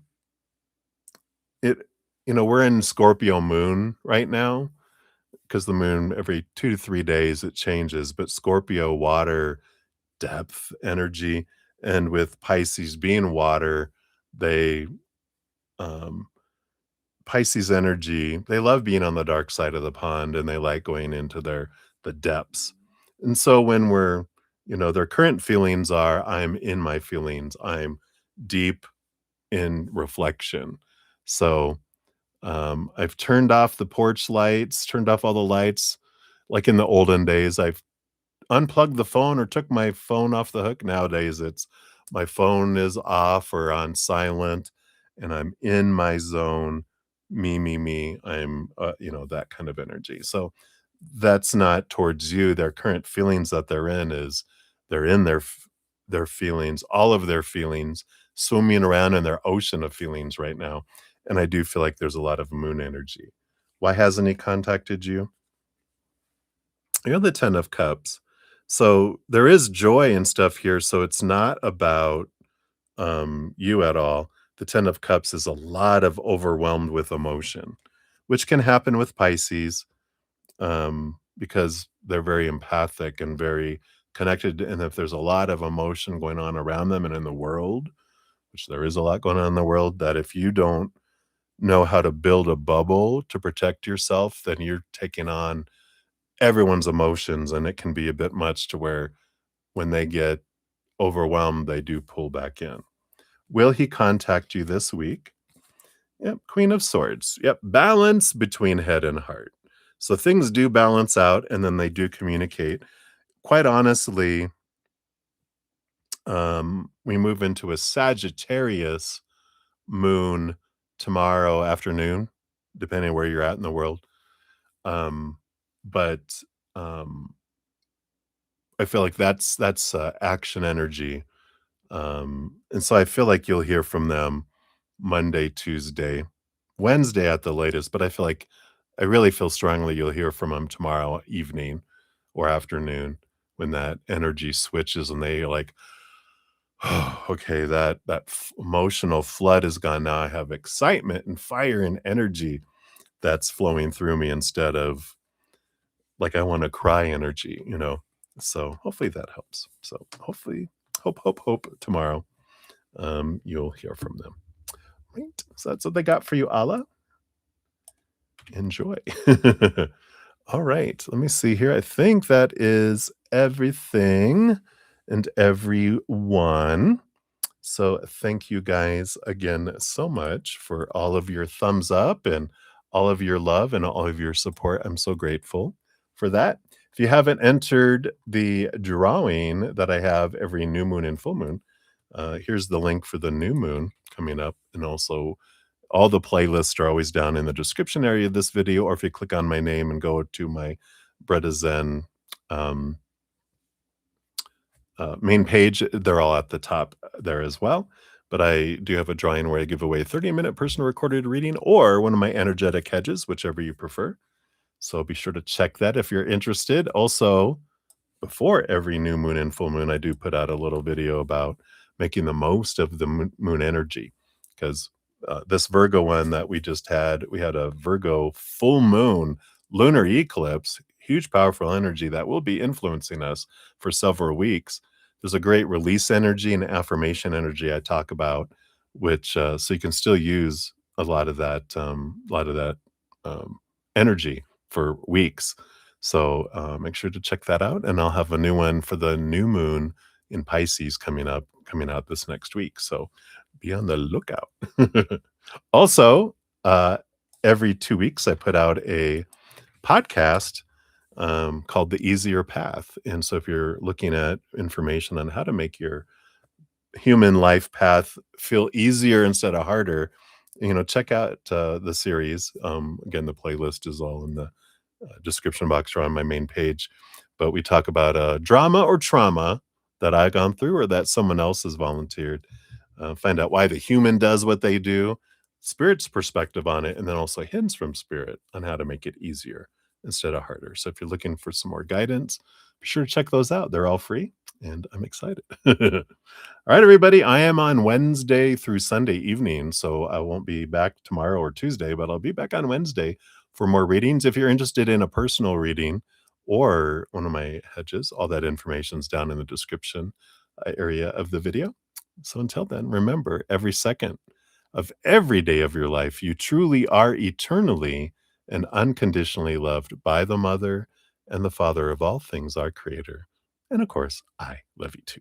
So until I see you again, much love. Hang in there. Take care of yourself. Remember, have some fun. This is a giant playground. Why are we being so serious?